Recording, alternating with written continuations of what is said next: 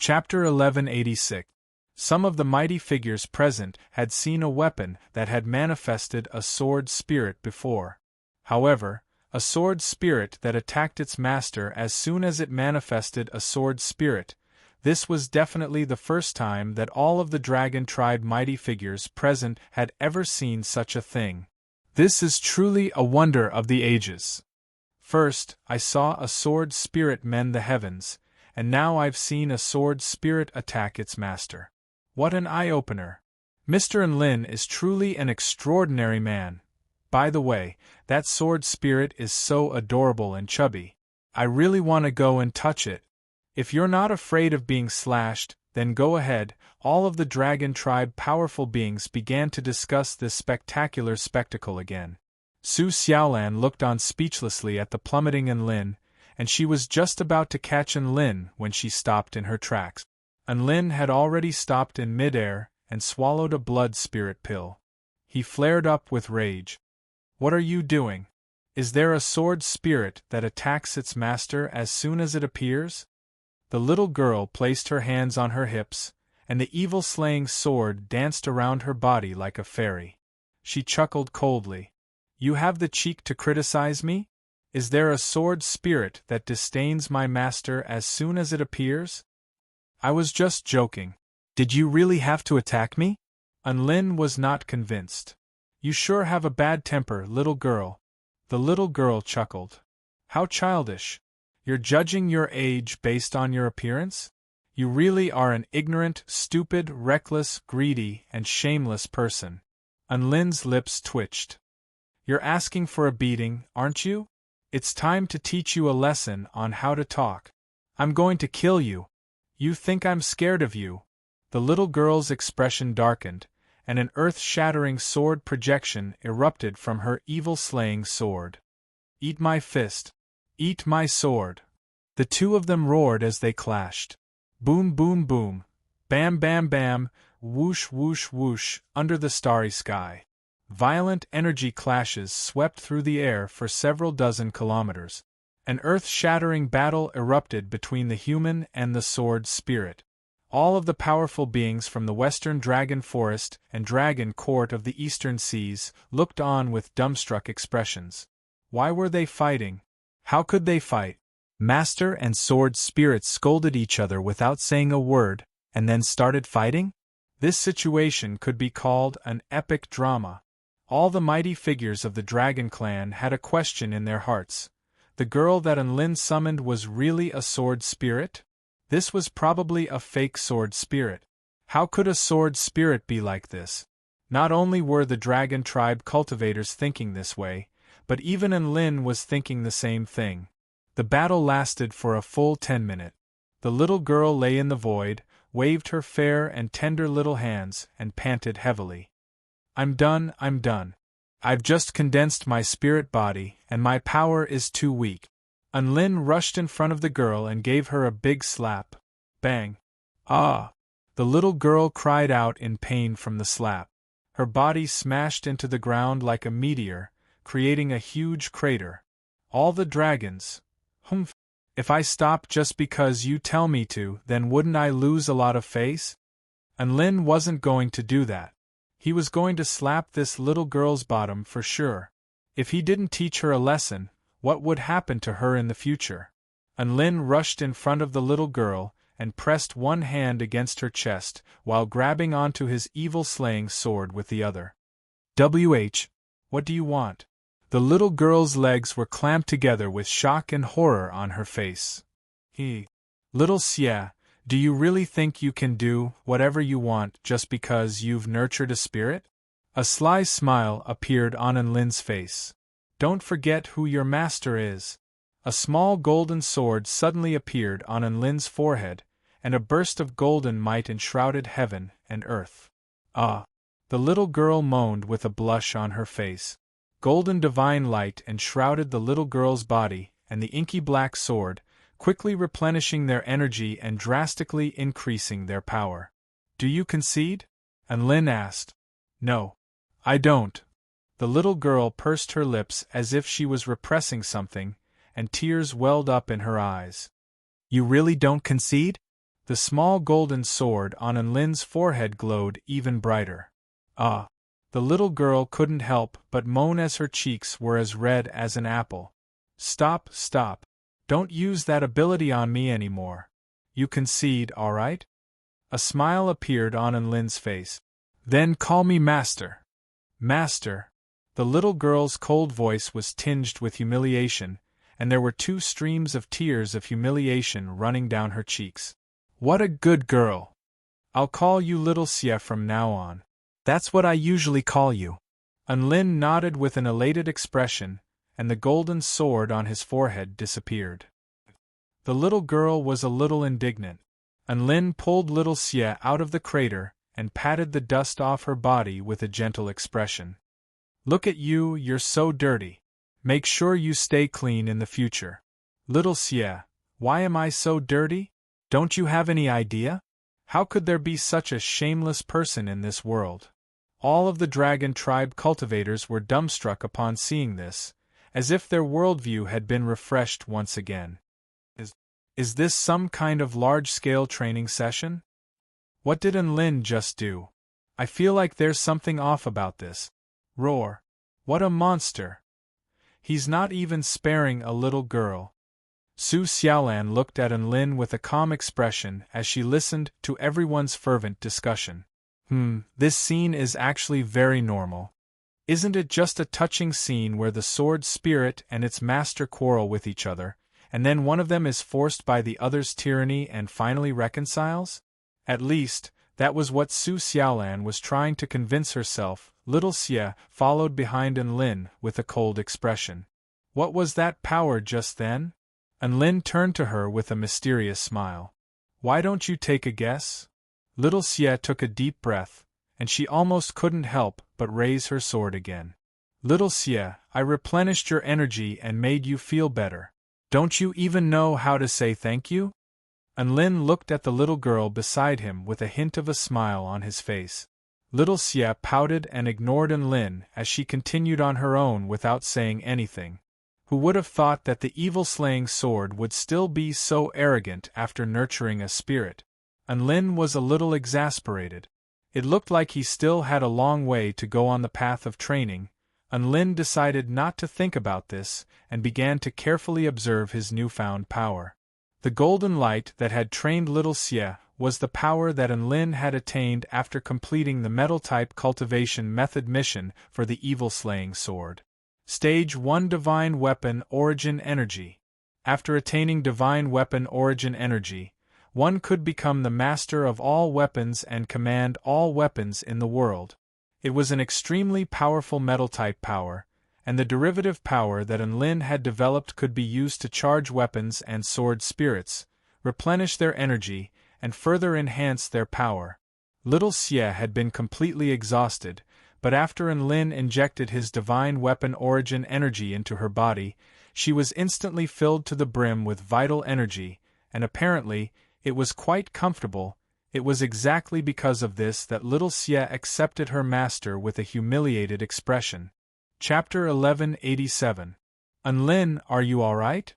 Su Xiaolan immediately made her way over to Enlin. I'm fine.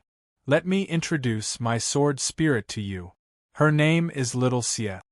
Enlin pointed at the chubby little girl beside him with a smile. Hello, Little Xie. My name is Su Xiaolan.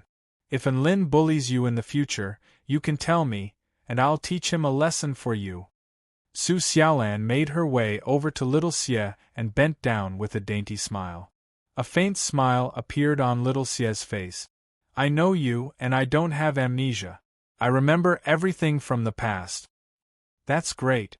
Can I touch you? Su Xiaolan's eyes lit up with a scorching light. Little Xie blinked with her dead fish eyes. She didn't know what he meant. At this moment, Su Xiaolan had already placed her hand on Little Xie's chubby little face and was kneading it with excitement. Your face is so adorable. It's so smooth and soft. Su Xiaolan had an elated smile on her face. The urge to touch Little Xie had been present in her heart ever since Little Xie had appeared, and it had only grown stronger and stronger. Now, her dream had come true. That's right, Little Xie looked like a 5-year-old girl. She was extremely adorable and chubby, and anyone who saw her would want to rub her cheek. This was completely different from the cold and aloof beauty that Enlin had envisioned. It was exactly because of this that Enlin had thought that his sword spirit had been born with the wrong sword spirit. Even now, he was still feeling that way. As an exceptional sword immortal, Enlin, not only did his sword spirit not look mighty, but it was also a chubby little girl? How was he supposed to flex now? He was not cool at all. Enlin was enraged at the thought of this.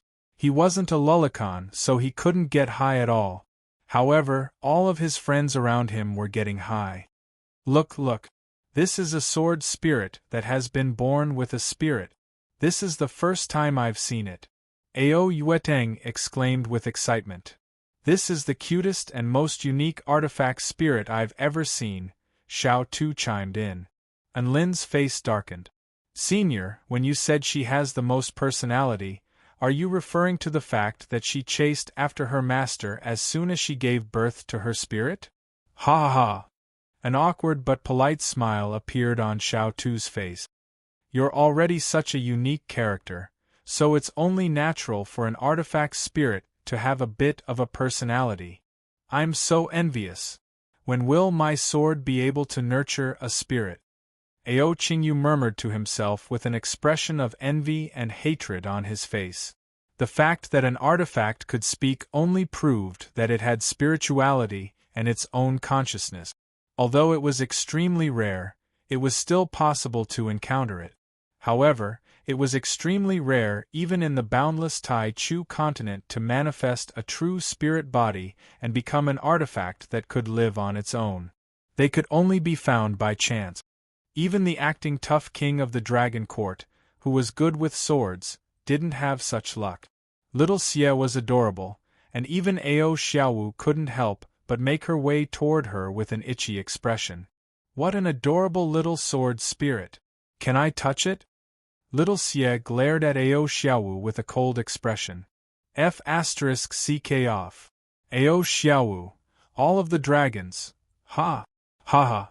I told you, this sword spirit really has a personality. Xiao Tu forced a smile onto his face to smooth things over. Enlin pinched Little Xie's round face with an enraged expression. Watch your words. Get your filthy hands off me, you fish-lipped human. Little Xie was very angry, but she was also very adorable when she was angry. Enlin pinched Little Xie's cheeks, and he suddenly discovered that her cheeks really were very easy to pinch. It was warm and soft, smooth and soft. Due to the fact that it was a bun face, it was very malleable and could be molded into any shape he wanted, so it was still very adorable no matter how he pinched it. He couldn't stop. Enlin felt as if he had discovered a new continent, and he was extremely excited. I take back what I said earlier. I'm so lucky to have a sword spirit like you, he said as he rubbed his cheeks. Little Xie, I take back what I said earlier. Little Xie's words were leaking from Enlin's pinching, but she still insisted, and I'm going to say that you're a freak after that. Enlin's hands faltered upon hearing this. At this moment, Little Xie's body glowed with light, and she fused into the evil-slaying sword. Enlin, Little Xie, I was wrong. Can you come out? I won't pinch your cheeks anymore. Just come out and get some fresh air.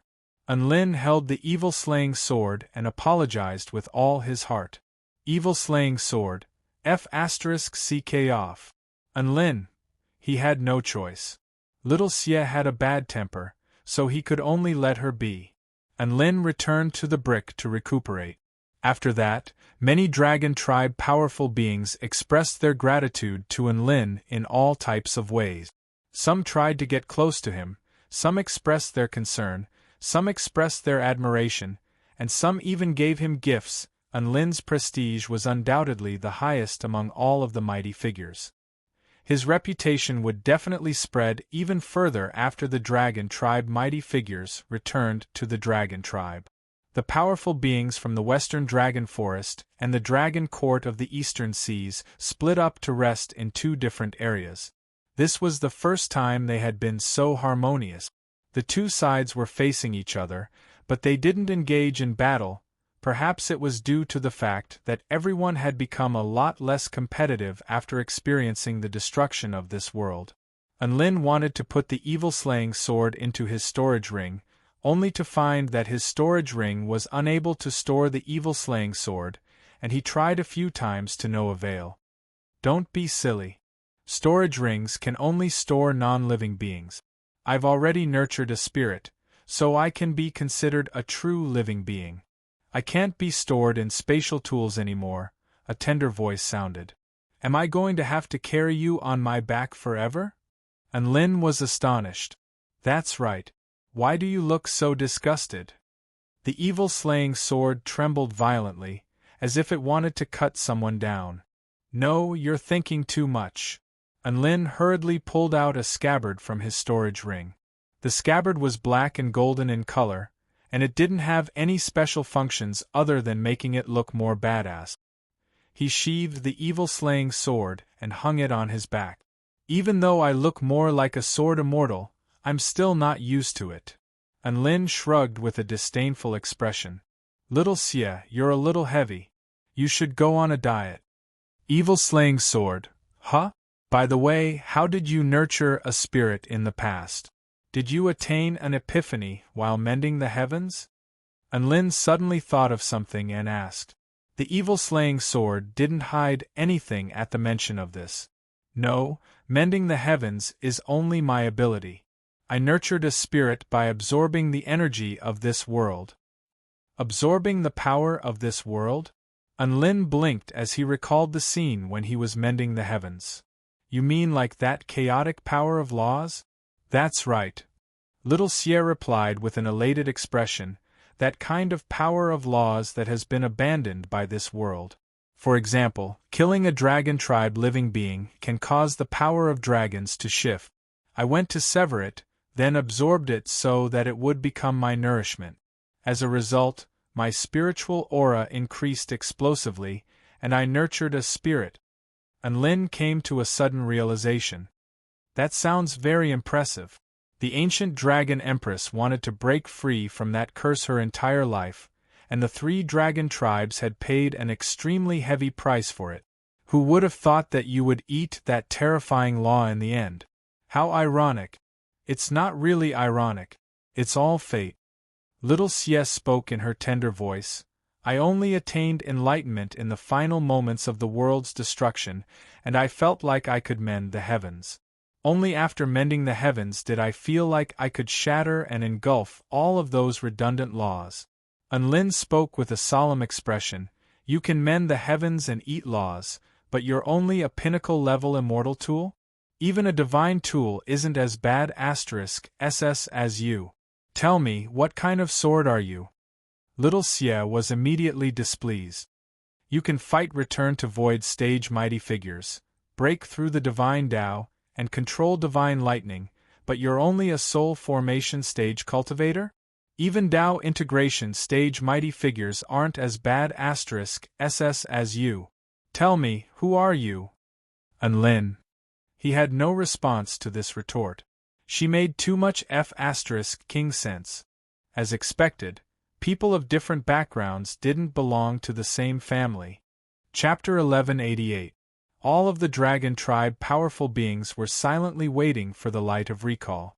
Too many things had happened during the past 2 days, and they were no longer in the mood to fight. Furthermore, there was a piece of solid news that the power of dragons wouldn't be transferred to the Dragon Slayer after killing a dragon tribe living being.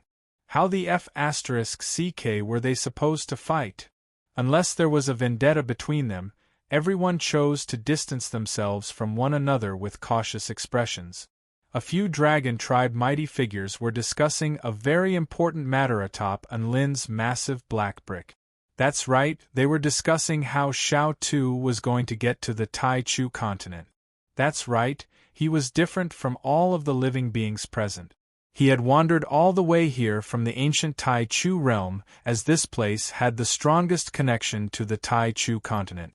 However, he didn't come here through the spatial gate leading to the Tai Chu continent, so the light of recall wouldn't descend upon him.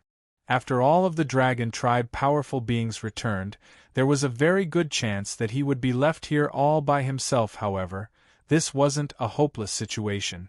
Enlin had already tried this out once in the ancient Tai Chu realm. Xiao Tu was extremely excited.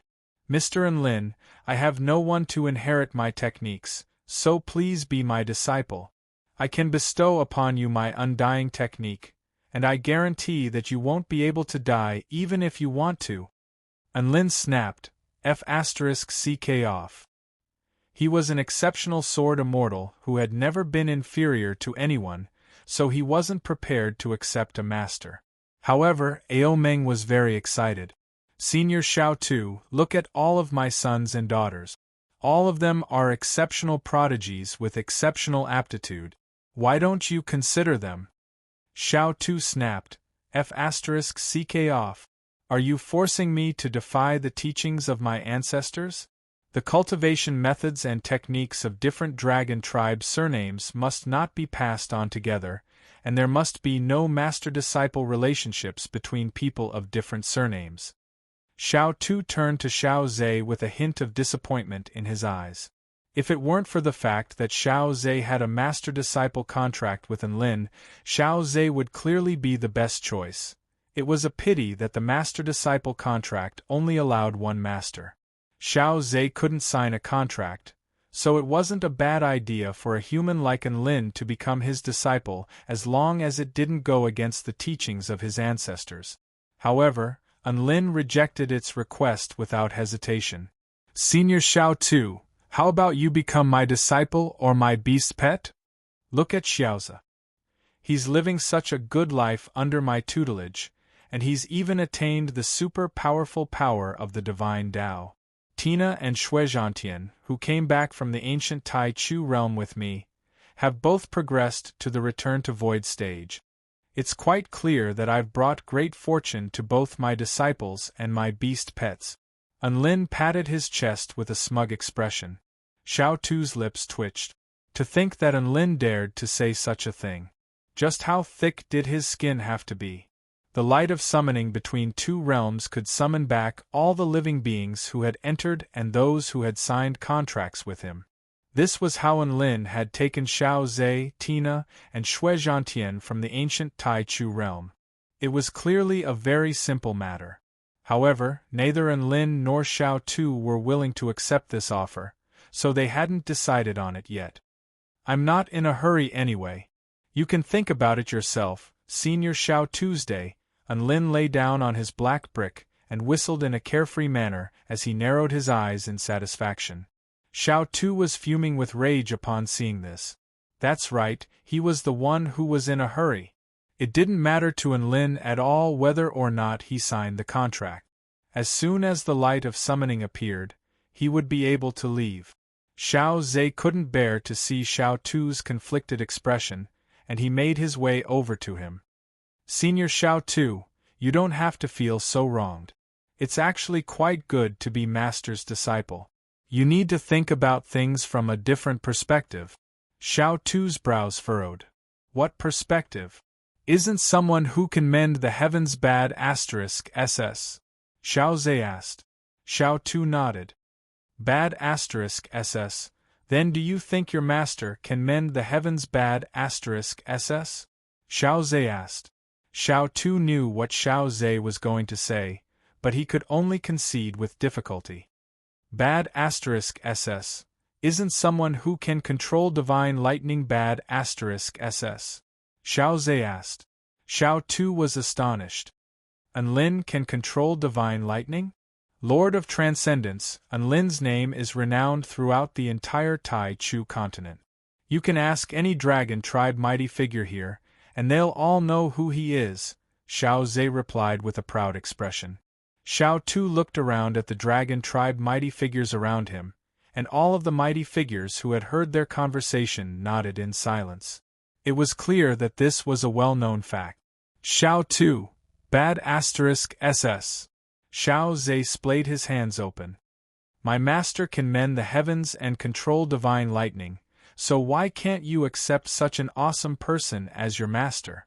Xiao Tu gritted his teeth. But he's a soul formation stage cultivator. Isn't it even more awesome for a soul formation stage cultivator to be able to do that? Xiao Zhe countered. Xiao Tu opened his mouth to say something, but he didn't know what to say. His words were way too King reasonable. But he's so young.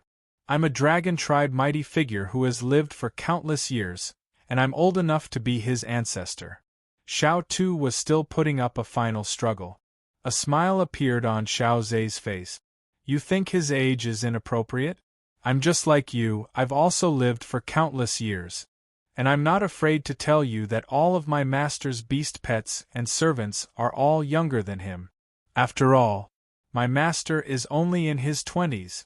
My master is only in his 20s, but he's already more bad *SS than you, even though you've lived for countless years. Let me ask you this. Are you really unwilling to follow such a supremely talented prodigy? Xiao's words were deafening and enlightening. Xiao Tu's mouth gaped open in astonishment. I've lived for countless years, but I can't even compare to a junior who's only lived for just over 20 years. I don't know why, but I'm suddenly struck by a sense of inferiority. It's okay if you feel inferior. My master won't look down on you. My bad *SS master is willing to accept you as his disciple and take you to a brand new world of cultivation. Xiao Zhe was extremely excited. Really? Xiao Tu's breathing accelerated. Enlin really won't look down on me? He's willing to accept me as his disciple? Xiao Zhe wore a conflicted expression. How about you confirm this with master? Everyone fell deathly silent. Ao Meng and Ao Qingyu's eyes almost popped out of their sockets. Su Xiaolan, Long Outyan, and the others all drew sharp intakes of breath as they stared blankly at the scenes unfolding before their eyes. What the hell was going on? Why was Xiao Tu begging to become Enlin's disciple all of a sudden? Had the world gone insane? Xiao Tu had been duped. At this moment, Enlin made his way over to them with a benevolent smile on his face. As long as you're willing to accept me as your master, I won't look down on you for being too old. As long as you have an unwavering desire to reach the Dao integration stage, everything will be fine. Xiao Tu nodded with excitement. Don't worry, I've been stuck at the Return to Void Pinnacle stage for so long, and I'm only unable to progress to the Dao integration stage due to circumstances.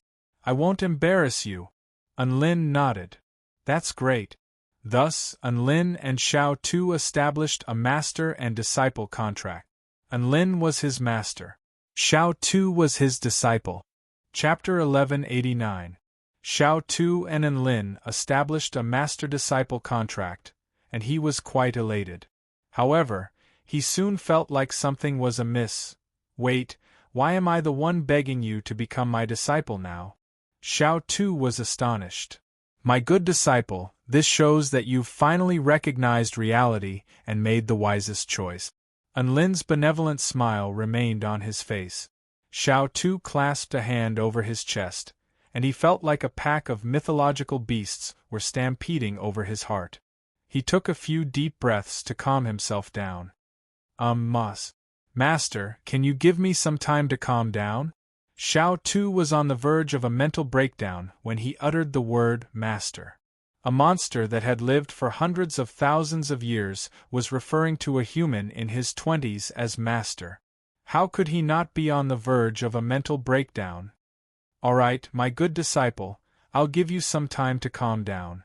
You can tell me whatever you need to tell me later. There's no need to keep it a secret. Enlin's smile was still as warm as ever. He was trying his best to emphasize the difference between a disciple and a master, and he was confident that Xiao Tu wouldn't have this strange feeling anymore once he got used to it. Xiao Tu nodded upon hearing this before taking a nap by himself.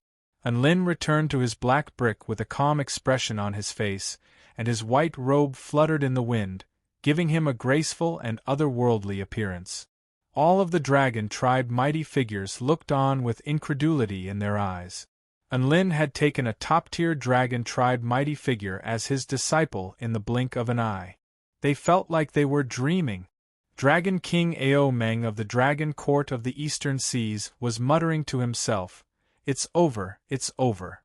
He had clearly been dealt a heavy blow. Just who is this Enlin? He's way too terrifying.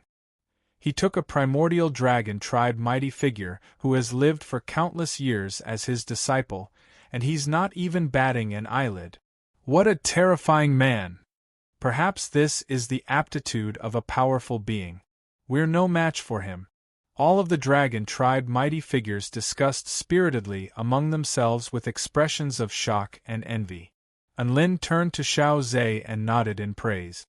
Well done, little Xiao. Xiaozi could be said to have contributed greatly to Enlin's acceptance of a disciple. He, master, everything I said was the truth. I was just helping him see the truth, Xiaozi said humbly. You are worth teaching. You are my most outstanding disciple. Enlin was relieved. Su Xiaolan was speechless as she watched the master and disciple flatter each other. Time passed slowly. Everything returned to normal. Enlin lay down on the black brick and silently counted the spoils of war he had obtained. There were a total of 5 storage rings belonging to soul formation stage dragons. There was nothing particularly useful inside, just some spirit tools, spirit pills, glittering jewels, and artifacts made from dragon parts. What was worth mentioning was that there were a total of 2 million spirit stones. The most important items were the storage rings of Frost God Zhuama and Lightning God Zeus. They were returned to Void Final Stage mighty figures, and they were a race that loved to hoard treasures the most, so they were definitely extremely wealthy. Let's take a look at that poor B***starred storage ring first. Enlin smiled and refined the storage ring with excitement. He injected his consciousness into the storage ring, and he was almost blinded by the shiny, golden object inside. Gasp! What the hell is this? There was an extremely dazzling golden ball of lightning within the storage ring, which seemed to be able to fluctuate between brighter and dimmer as one breathed. When it was bright, it was even more dazzling than the sun, but when it dimmed, it was as if it had completely disappeared into thin air. Enlin pulled out the palm-sized ball of lightning from the storage ring, and it instantly lit up like the sun in the sky, giving all of the surrounding dragon-tried mighty figures a fright. Mr. Enlin, you've gone too far. Why are you trying to pollute our light? Ao Xiaowu sat up with a start and berated her with an enraged expression. Only then did she put on an eye mask and go back to sleep. Enlin was also given a fright by this light, and he immediately refined it before activating his divine inspection technique. True Yang Divine Lightning Ball, a ball that has been infused with the power of divine lightning of the sun. It is extremely compatible and can be unleashed with one's lightning techniques, thereby greatly enhancing the power of lightning.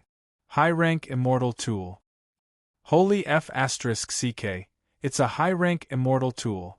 What a treasure! Enlin's eyes lit up as he let loose an involuntary cry of surprise. Every single immortal tool was priceless, and high-rank immortal tools were extremely rare. In particular, this true Yang Divine Lightning Ball was extremely compatible with his abilities. Great harvest, this was truly a great harvest. Thinking about it now, Zeus was really quite pitiful. Not only was his power of the divine Tao lightning type, but even his trump card was also lightning. It was such a tragedy that he didn't even have the courage to pull out this ball after encountering Enlin. Enlin turned his attention back to Zeus' storage ring. He drew a sharp intake of breath at the sight of the mountainous pile of vital stones and spirit stones. If converted to spirit stones, there were a total of 12 million spirit stones here. This really is a rich dragon. He then turned his attention elsewhere and tallied up all of the other treasures. 3 immortal pills, 5 immortal fruits, dozens of spirit tools, over 100 spirit pills. This was even more than what Enlin had obtained from killing several Return to Void stage mighty figures in the past. Enlin then refined Zhuama's storage ring. Sure enough, Zhuama didn't disappoint him. There was also one immortal tool, Ice God Dart, refined from the essential liquid of the great immortal meridian. It is imbued with the extremely powerful power of and is extremely fast. This is an assassination intermediate rank immortal tool. So it's an assassination immortal tool. That's quite rare. Unlin nodded with a wide smile on his face. This beautiful Zhuama also had a lot of spirit stones, which amounted to 9 million. There were even 5 immortal pills and 9 immortal fruits. This was truly a massive haul. As expected, not only are the entire bodies of dragons full of treasures, but even their storage rings also contain a staggering amount of treasures. I've struck it rich from this battle. Unlin chortled with glee. After tallying up all of the treasures, he then tallied up the spirit stones in his storage ring. 150 million. Unlin's body shuddered as a sense of elation welled up in his heart. After a long while, he raised his head with a forlorn expression. I have so much money. Is it really going to become a number? No. It will never become a number. It is the source of my happiness. This trip to the ancient Tai Chu dragon realm had truly been a massive haul. Not only was this a bountiful haul, but it was also a bountiful haul in terms of power. The evil-slaying sword had successfully nurtured a spirit, thereby fulfilling all of the prerequisites for progressing to the return to void stage.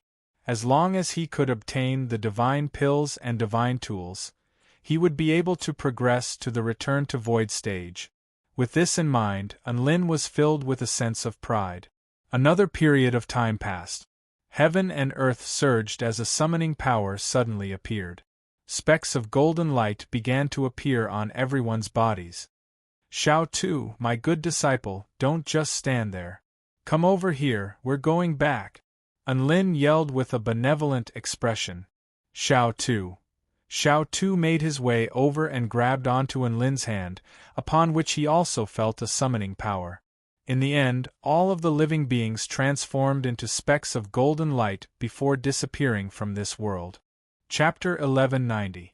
Within the South Snake Sea realm of the East Sea, the dark clouds gradually began to dissipate. Mythological beast Basya heaved a forlorn sigh. Sigh. I thought the ancestral land was going to fall. The evil dragons sure are daring. Even I was screwed over by them. I wonder who it was that saved the ancestral land. I have to thank him. One figure after another began to appear in front of the azure dragon statue. What an intense battle. 20 of the dragon court of the eastern seas went in, but only 12 came back. That's a record high casualty rate. However, that's not too bad. If the ancestral land had been destroyed and all of the powerful beings of the 2 tribes had perished, then the western dragon forest would have been severely wounded, and the dragon court of the eastern seas would have been completely screwed. Mythological beast Basya's expression suddenly shifted.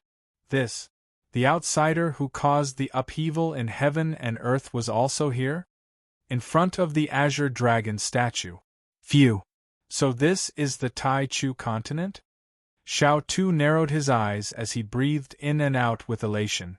This really is a world full of vitality and infinite possibilities. I like it here. Boom. There was a sudden roar. A turtle with a dragon head and a turtle body that was only the size of a human descended from the sky. All of the dragon tribe cultivators extended respectful salutes at the sight of this turtle. This was none other than mythological beast Basya's clone.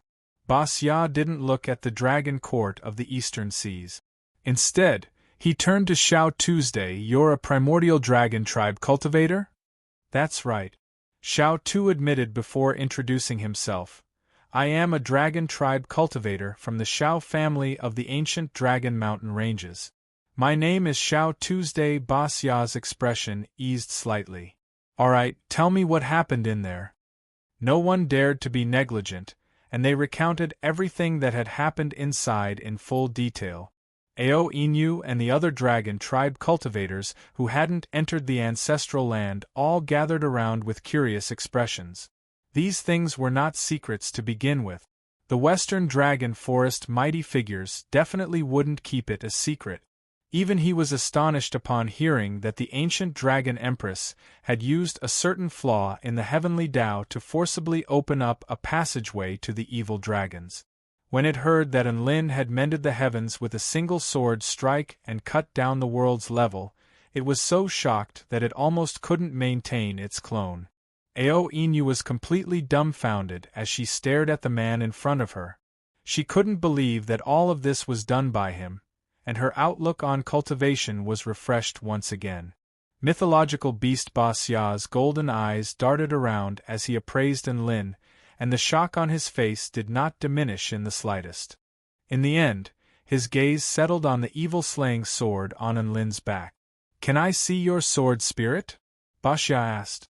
Enlin was stunned. Before he could speak, a cold and indifferent voice suddenly came from behind him. "Evil-slaying sword, F***ck off." Enlin, Basya. All the dragons were shocked. This was Basya, a mythological beast of the Tao integration stage. Wasn't this sword just asking to be killed? Ao Xiaowu burst into laughter upon seeing this. She recalled what had happened to Basya, and she had to admit that she was in the same boat as Basya. Enlin almost threw up a mouthful of blood. "Little Xie, can't you just talk like a normal person?" Basya had never thought that it would be insulted like this, and it was a little dazed. Xiao Tu immediately tried to mediate the situation. "This evil-slaying sword has quite a personality, so please don't take it to heart, Senior Basya. We've all been insulted by her before, and Enlin has even been slashed by her." Only then did Basya come to its senses, and its turtle shell shuddered violently. It actually had an extremely violent temper, but it still forced itself to calm down. "All right, this incident has a very serious impact on the dragon tribe. I still have things to do, so you guys can go back now." It was quite clear that Basya was telling them to leave.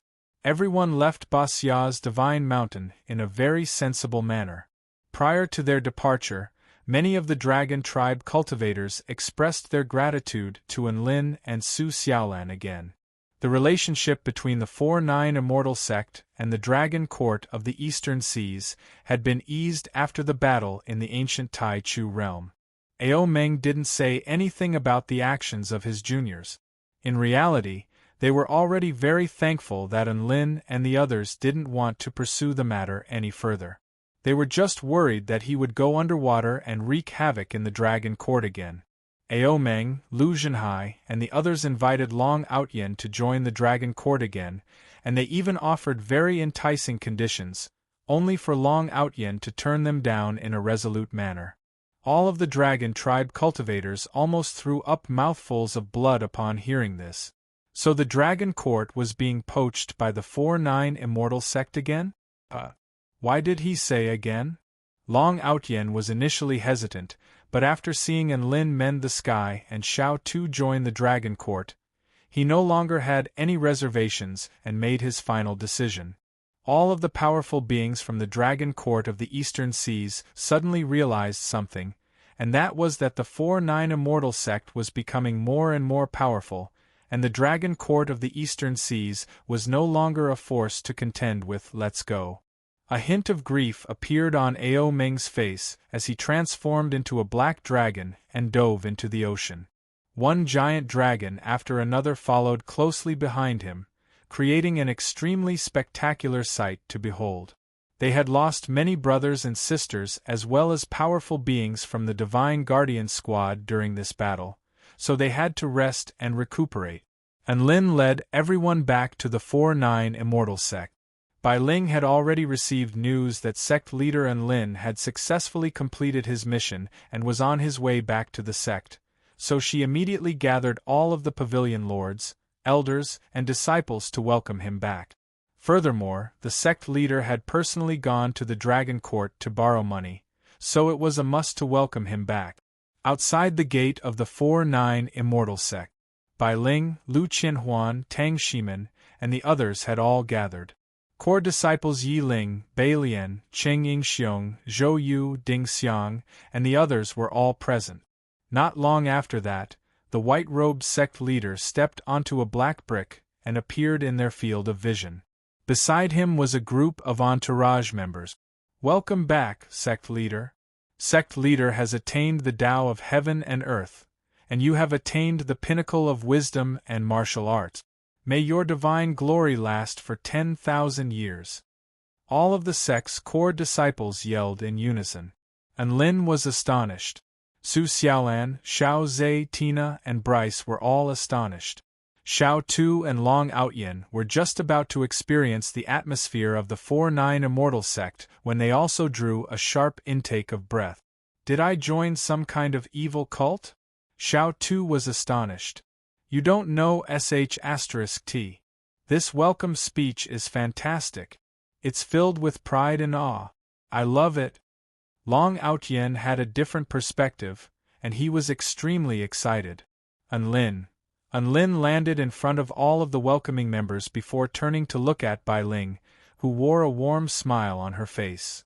This welcome speech of yours is filled with delusions of grandeur. Do you like it?" Bai Ling asked with a warm smile. "It's fantastic." Unlin gave her a thumbs up. Su Xiaolan. All of the disciples were waiting for their sect leader to object, but who would have thought that Unlin would be like this? Chapter 1191. "Big Brotherin, how's your money-borrowing mission going, woof?" Dabai made his way over to Unlin with a wide grin on his face. "Fortunately, I didn't disappoint you. These 12 million spirit stones are the sect's funds." Unlin tossed a storage ring to Dabai. "The sect's 100 million has been successfully prepared. We can repair the Starfire battleship now. Leave it to me." A faint smile appeared on Bai Ling's face. "Repairing is quite fun, and it can help me revise my past knowledge." Unlin's mouth twitched as he worriedly said, "You have to be careful. There's only one battleship. Don't break it." "By the way, Unlin, who are the two uncles with dragon horns behind you? Were they also borrowed from the Dragon Court?" Lu Qianhuan pointed at the two men behind Unlin as she asked curiously. "Haha, allow me to make a formal introduction. This muscular man is Long Outyin, and he is a mighty figure at the Return to Void Pinnacle stage. He is the former leader of the Divine Guardian Squad of the Dragon Court of the Eastern Seas and a follower of the voice of the Heavenly Dragon. He is now an honorary elder of the 4-9 Immortal sect." Everyone couldn't help but exclaim in surprise. Before they could catch their breath, an even more shocking piece of news came again. This is a benevolent-looking middle-aged man named Xiao Tuesday. He's a primordial dragon tribe mighty figure at the Return to Void Pinnacle stage, and he's my new disciple. When everyone heard this, they were so shocked that their mouths were wide open. He was only there to borrow money, so why did he take in a disciple? Furthermore, this was a primordial dragon tribe mighty figure at the Return to Void Pinnacle stage. What an eye-opener, as expected. The 4-9 Immortal sect is full of surprises. I feel like my outlook on cultivation is refreshing every day. Lord Sect Leader is mighty. Everyone in the sect was in a heated discussion. At this time, Unlin called over a little girl who looked like she was carved from jade. "Come, come over quickly. Come and welcome your junior brother." Unlin turned to Xiao Tuesday. "This is your senior sister, Yi Ling, Xiao Tu. Everyone. Hello, junior brother. My name is Yi Ling." Yi Ling spoke in a crisp voice. Her eyes were blinking, and her face was a little flushed. She was clearly nervous and shy. Xiao Tu's expression froze as his lips trembled. The word, junior brother, kept reverberating in his mind, pounding against his nerve. No. Why is this happening? I refuse to accept this. Xiao Tu suddenly clasped his hands over his head as he yelled with a broken expression. The disciples and pavilion masters were shocked again. Our immortal sect truly has many wonders. An 8-year-old senior apprentice sister and a several 100,000-year-old junior apprentice brother. Is this the most adorable difference in age? I just want to be shocked right now. Sect leader Enlin is indeed incredible. At this moment, I don't know what words to use to express my complicated feelings at this moment. I don't know how complicated your emotions are, but I'm sure they're not as complicated as Brother Xiao Tu. Everyone looked at the man in front of them with a mixture of amusement and sympathy. Only the beautiful dragon princess, Bailian, could empathize with him. She had been trampled on by seniority in this sect many times already, and now, there was finally a dragon tribe mighty figure who was in a worse state than her. She was both sympathetic and comforted at the same time, as if she were no longer alone. This was a reality that couldn't be changed. In the cultivation world, there was a hierarchy of cultivation bases and ages. In order to avoid chaos, the seniority in a sect was determined by the order in which one entered the sect. Yi Ling and Xiao Tu were both disciples of the sect leader, so they were of equal status. However, Yi Ling had become his disciple first, so Yi Ling was his senior sister. This was an ironclad rule that generally wouldn't change. Yi Ling was given a fright by Xiao Tu's sudden breakdown, and she stumbled back a few steps with a pale face as she gripped tightly onto the hem of Enlin's robe with her tiny hands.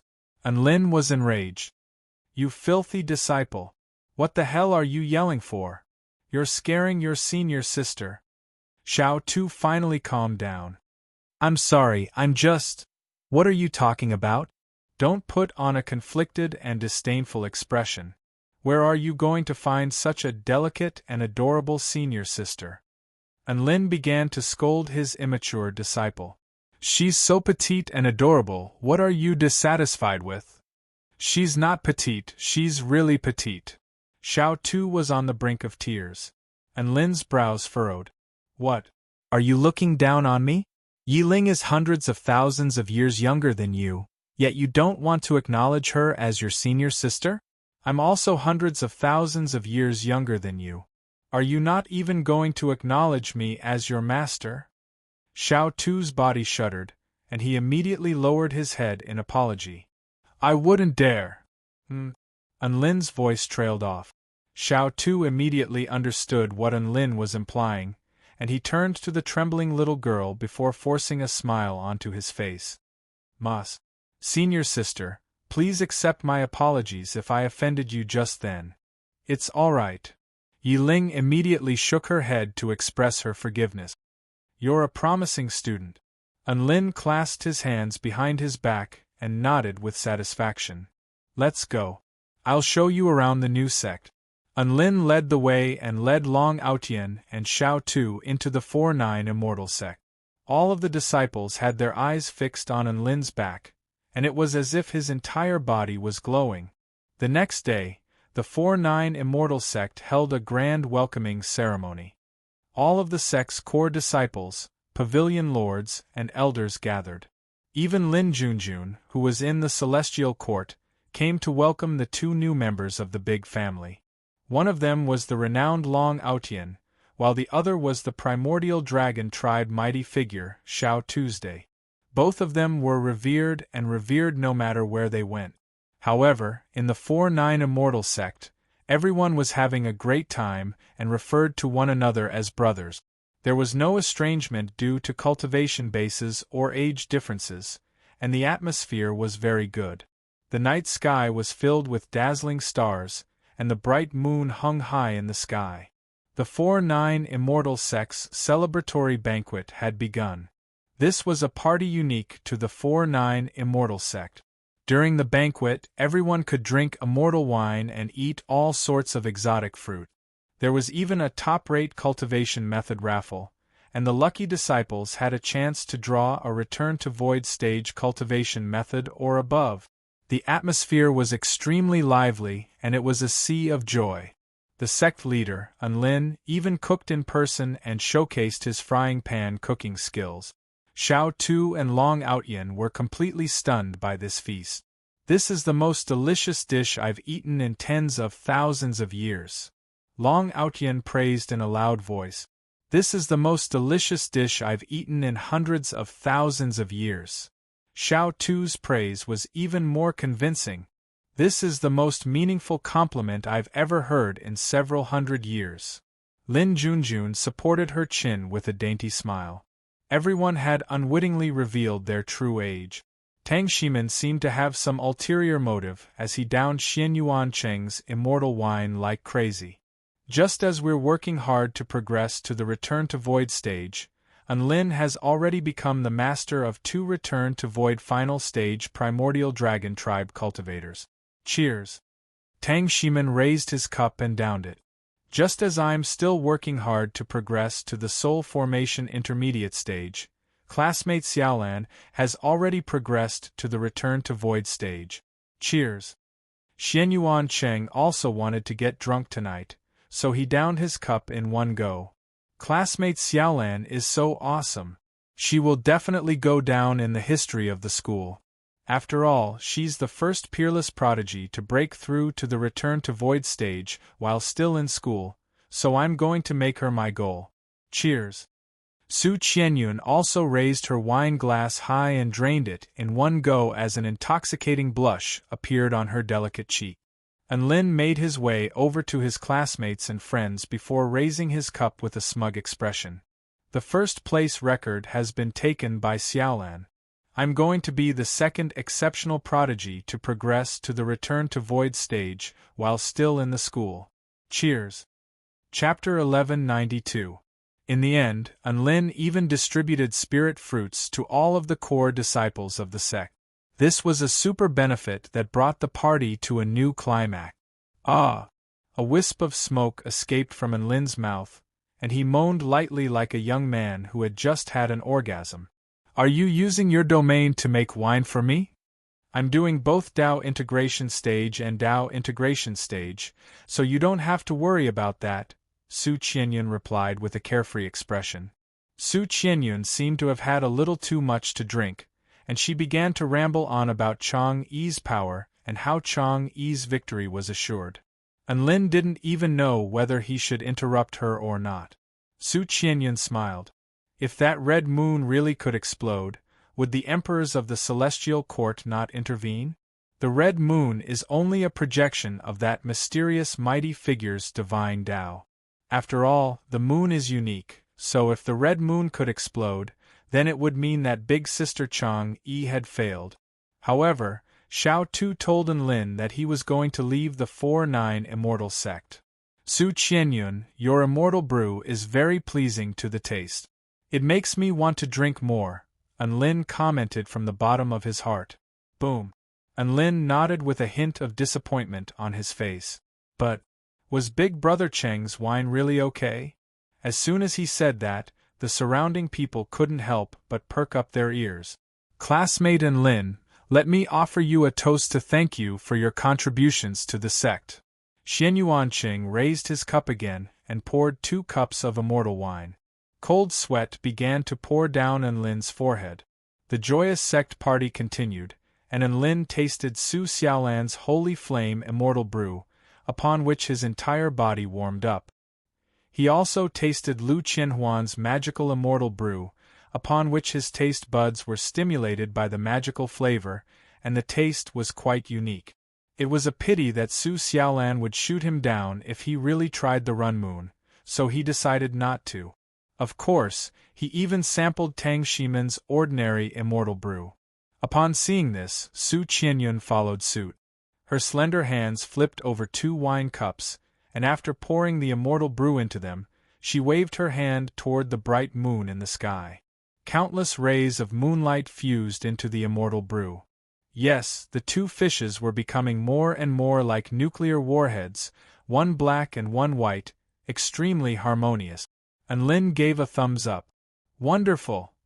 All the essence blended into his body like an explosion, causing Lin to tremble uncontrollably. A wonderful feeling of reaching a climax swept through his whole body. Su Qianyun blushed slightly and said in a soft voice, "If you want to drink in the future, just tell me. I can still mix drinks for you." Big Sister Chang Yi has been stuck at the Return to Void pinnacle stage for so long because she wants to walk a unique Tao of the moon. It's not the ordinary way of using the power of the moon, but she wants to become a moon that is unique in this world. Naturally, everyone drank without any qualms. Tao integration stage? Can't everyone find their own Tao? Why do they have to fight? Even if both of them walk the Tao of the moon, there's no need to fight to the death, right? Enlin was a little confused. Enlin's lips twitched, but he still chose to toast Xianyuan Qing in the end. He was feeling quite nervous. Was Chang'e going to be so casual? He felt like he had to help Chang'e, so he turned to look at the red moon in the sky. Can't we just go to the red moon and blow it up? With such a large target there, we can definitely disrupt their spell casting. That night, everyone in the sect was released and had a good time for the entire night. Big Sister Chang'e has only mentioned this to me once. She told me that someone is going to engage in a Tao integration stage battle with her, and that the two of them are currently engaged in a battle, Su Qianyan said. Don't worry. Do you think Big Sister Chang'e has been idling around in the Moon Palace all these years? She's the most powerful cultivator in the world in terms of preparation and observation of the Tao of the moon, so how could she possibly lose? Su Qianyan was extremely confident, and she poured a torrent of milk into Chang'e's mouth. All of the immortal wine exploded in her stomach. Classmate Enlin, this is a toast to you. Su Qianyan placed the cup of wine in front of Enlin, and her dreamy blue eyes stared at Enlin with a faint smile. Her smile was especially captivating under the moonlight. This wine looks so good, it must be delicious. Enlin accepted the cup with anticipation, clinked his cup with the celestial maiden under the moonlight, and downed the wine in one gulp. The moon had appeared a few days ago, and there were all kinds of speculations and rumors, but none of them were definitive. Enlin had only just returned from the East Sea, so he didn't have time to investigate. As such, he could only ask Su Qianyan, who was on very good terms with Chang'e. By the way, Su Qianyan. Enlin pointed at the two moons in the sky, one white and one red, and asked, "Do you know what's going on with those two moons?" Enlin understood what Enlin was implying, and he exclaimed in shock, "What a wild ambition! She wants to become a god!" This cup of wine was warm and refreshing, just like Su Qianyan's style. The big brother Qing immortal wine flowed into his stomach, and it tasted extraordinarily good. After the energy dissipated, Xianyuan Qing handed one of the 2 cups of wine to Enlin. A refreshing and natural smile appeared on his handsome face. "Come. If you're my brother, drink this." The rich power of the moon nourished his entire body, making him feel as if he were about to ascend to the moon like Enlin. This is related to the uniqueness of the Tao integration stage. Su Qianyan counted off 2 fingers. There is only one sun and one moon in this world. This is the unchanging uniqueness of the world. Even Long Outyan and Xiao Tu were having a very good time. Enlin was astonished. Isn't Chang'e battling the red moon in the Tao integration stage?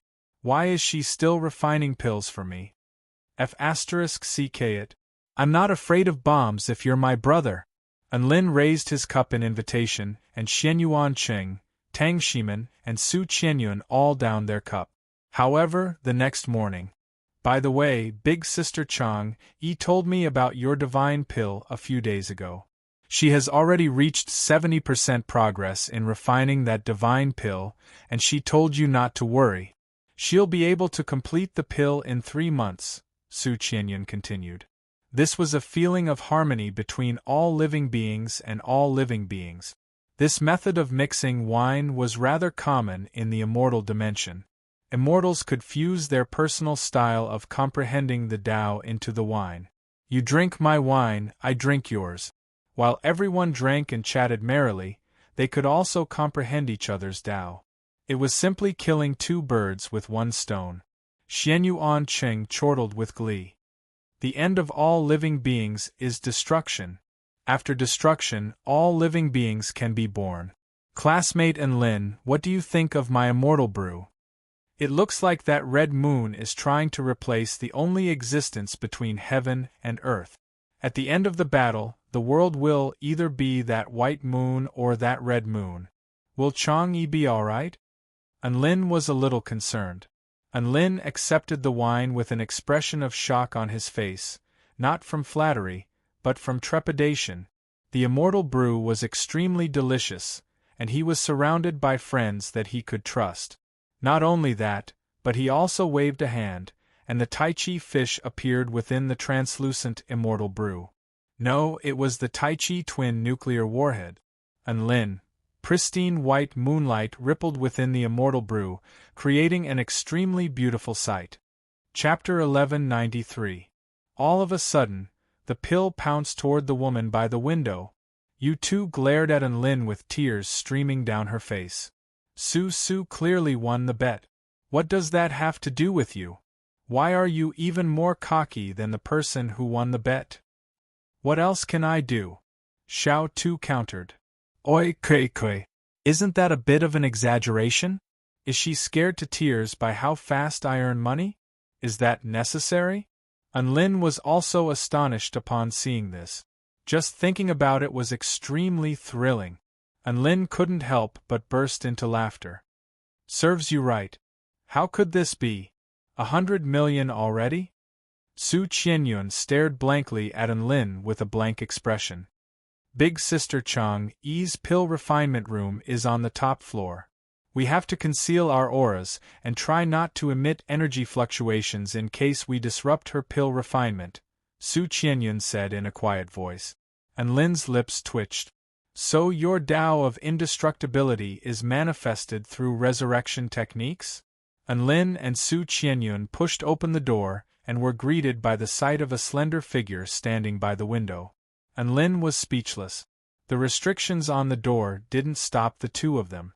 Not only was there a difference in age, but there was also a difference in cultivation base. Su Qianyun held a very high status in the Moon Palace.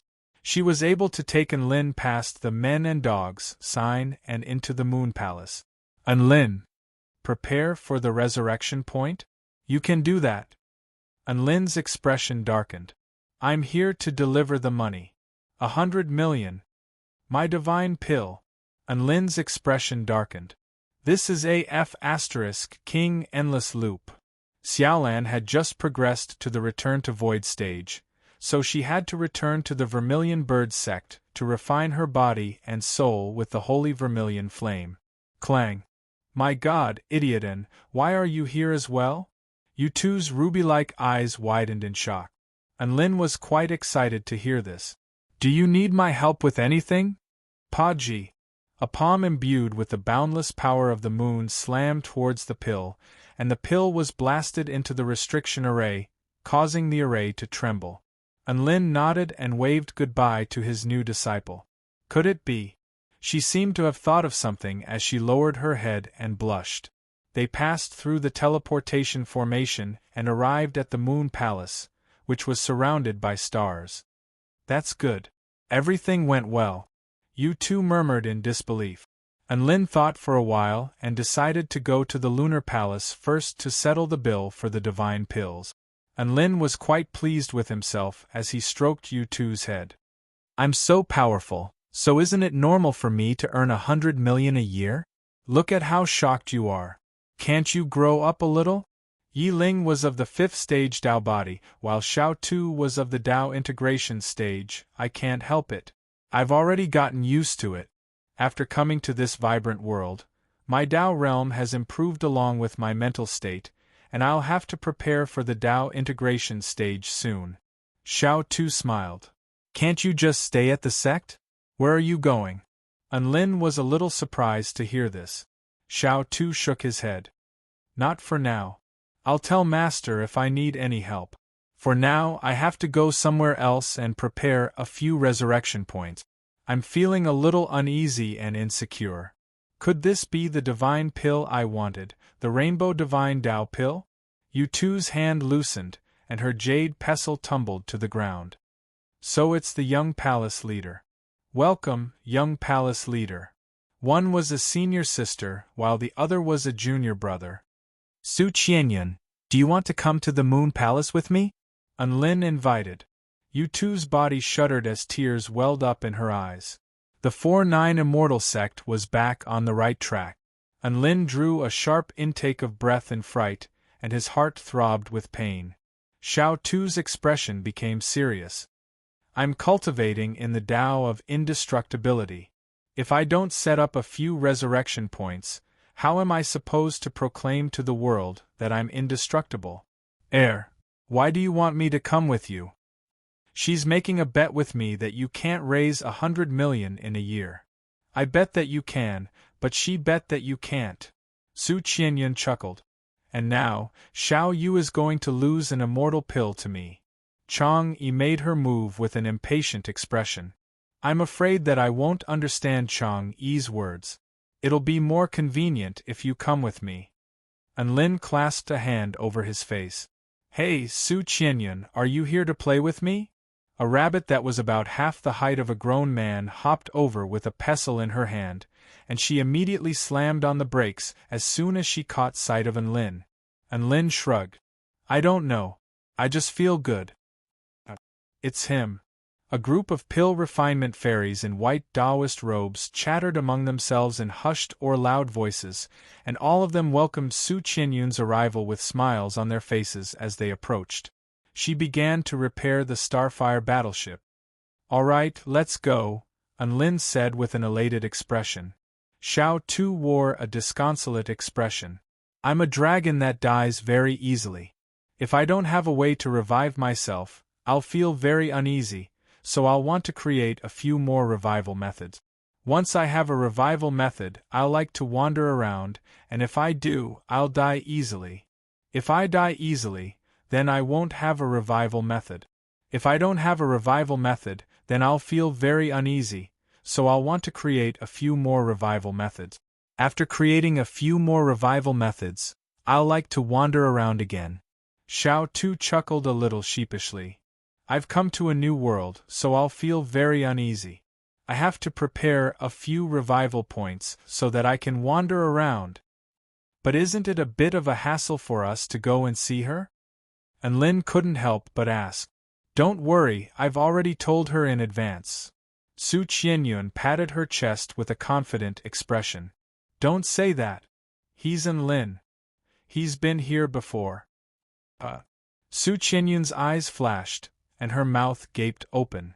Wow, you brought a man back? Aren't you afraid that Chang Yi will beat him to a pulp? Anlin patted Xiao Yu's head with the air of a victor.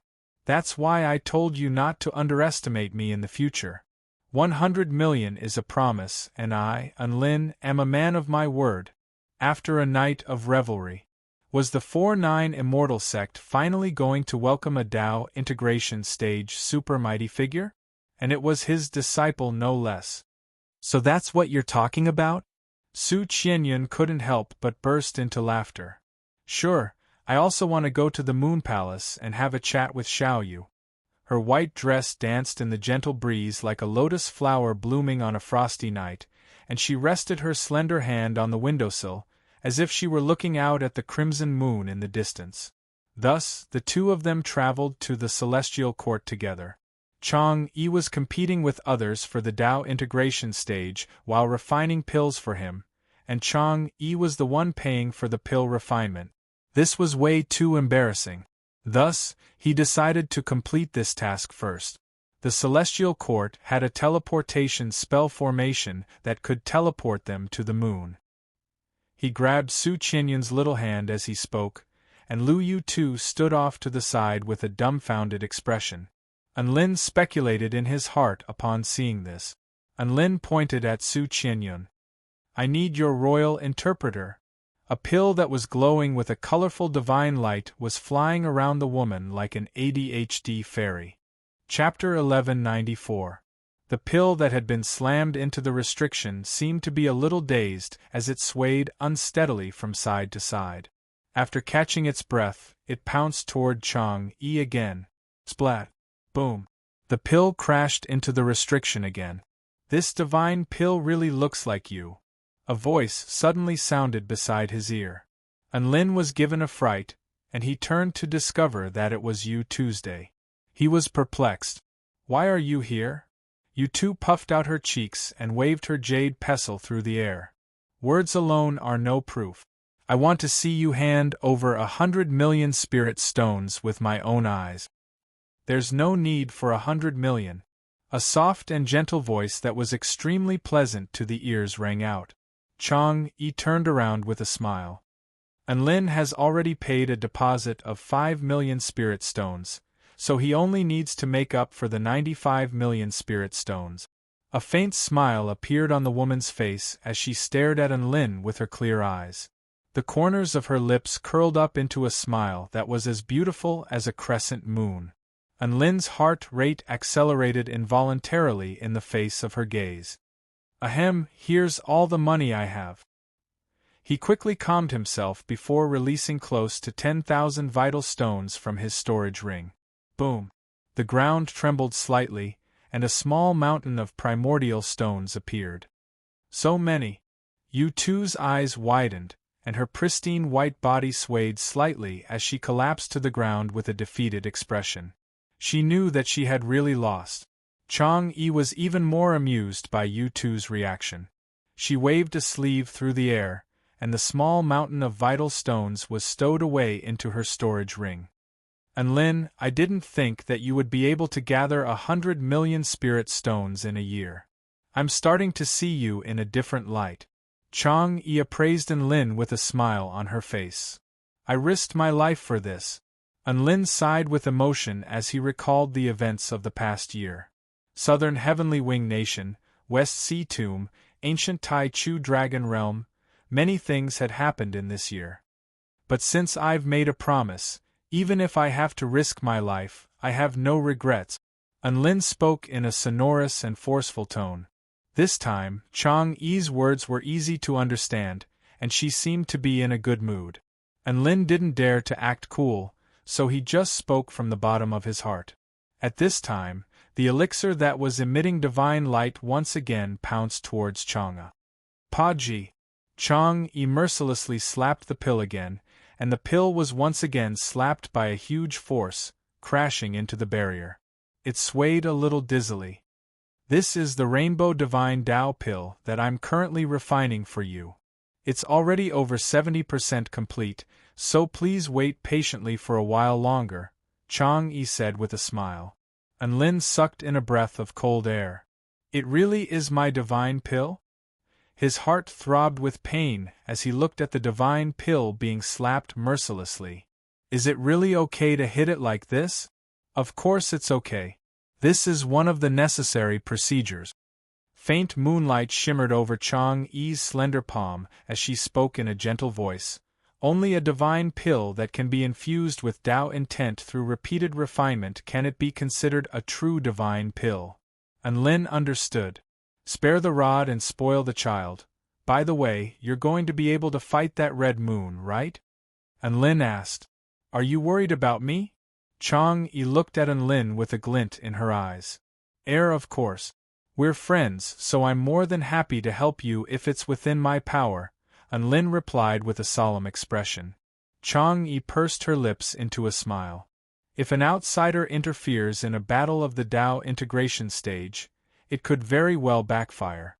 I appreciate your kindness, but I'll let you know when I need your help. Here, this is the laurel tea I just brewed. Have a few cups before you leave. Chang-yi sat on a chair and brewed tea herself. Her hands moved like flowing water, and her graceful bearing was like a beautiful painting. Anlin was a little overwhelmed by the unexpected favor. Chang-yi's attitude was really too good. It was completely different from her cold demeanor in the past. Susu, is it really okay for Chang-yi to be like this? Anlin was feeling very uneasy right now, and he transmitted his voice to Su Xiaoshuo. Big sister Chang-yi became a lot gentler after the red moon appeared. Perhaps she's very happy because she's approaching the Tao integration stage. Don't worry, there's definitely no problem, Su Qianyan consoled. Anlin. This consolation was really unsettling. Su Qianyan, Xiao Yu, come over too. Chang-yi called out to them in a gentle voice. Her smile was as tranquil and beautiful as the autumn moon, making one feel a sense of closeness. The 3 humans and 1 rabbit gathered together to drink tea and discuss Tao. They didn't talk about anything serious. This was just a casual conversation between friends. They mainly talked about some interesting news on the Tai-Chu continent, such as the appearance of two suns in the sky over the southern Heavenly Wing Nation, the battle between the Snow Maidens of the opposite shore realm and the Ghost Tribe, as well as the establishment of the West Sea Alliance by the Spirit Fish Clan and the Heavenly Turtle Tribe. Lin didn't know about all of this, but now that he thought about it, it seemed like all of the major events that had taken place on the Tai-Chu continent recently had something to do with Lin. During the past 2 days, the news that the sect leader of the 4-9 Immortal sect, Lin, was able to mend the heavens had shaken the entire continent. There were many different versions of the legend of Lin mending the heavens. However, there was no reliable version. The two dragon tribe powers had a tacit understanding with each other to suppress the spread of this news. Not only was there a cover-up regarding Lin, but the evil dragons and the events that had taken place in the ancient Tai-Chu dragon realm were also being intentionally concealed.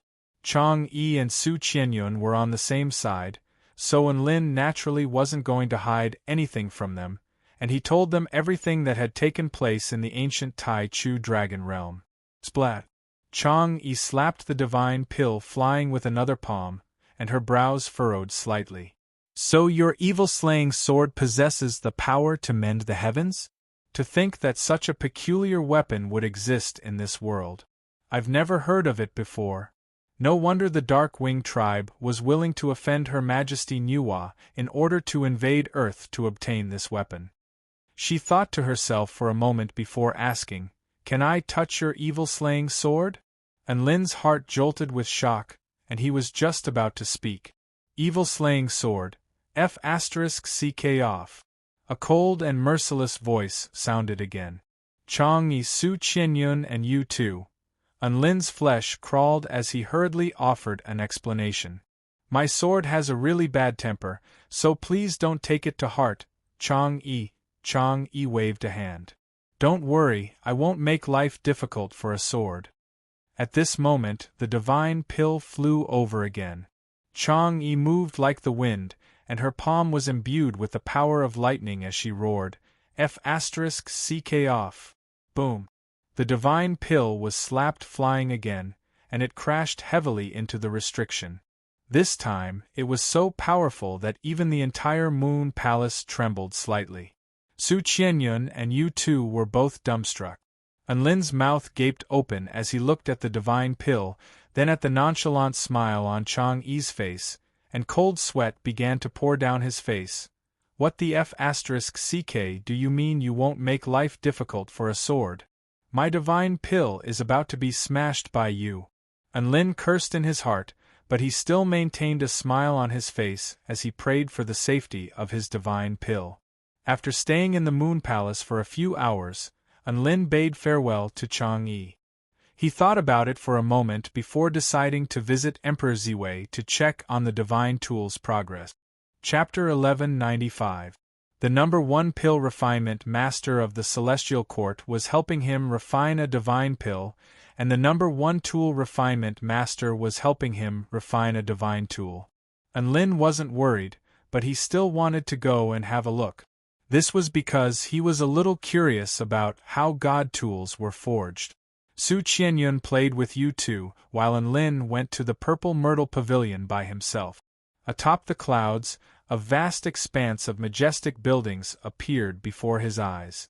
5 pillars of divine light soared into the sky, as if they were pillars that supported the entire heavens.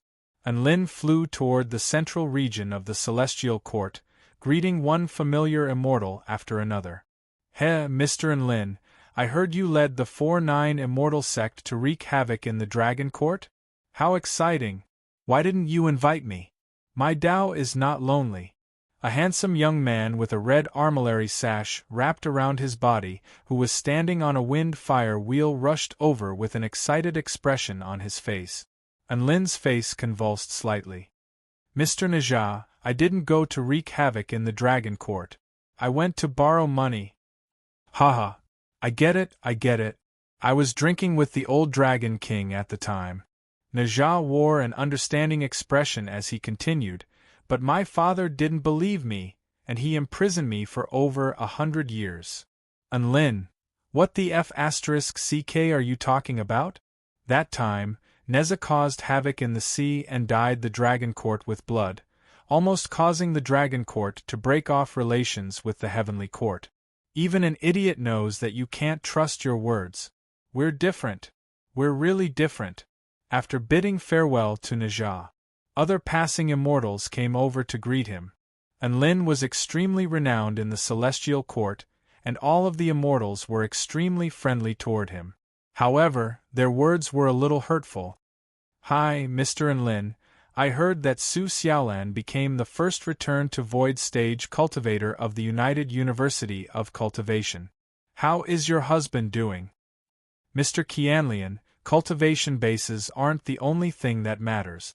In terms of cultivation base, Xiaolan is indeed superior to me, but my words carry the most weight. If I say one, she won't dare to say two. Oh, that makes sense. Then I'll tell fellow Taoist Su Xiaolan. Don't. Fellow Qianlian, please wait a moment. I have some Dragon Court Pearl Eye Drop. It's very good for brightening and maintaining the eyes. I'll give you some. Hi, Mr. Unlin, long time no see. When are you going to let Chef God Xiaolan reopen? I've been so busy lately, and I'm dying to eat.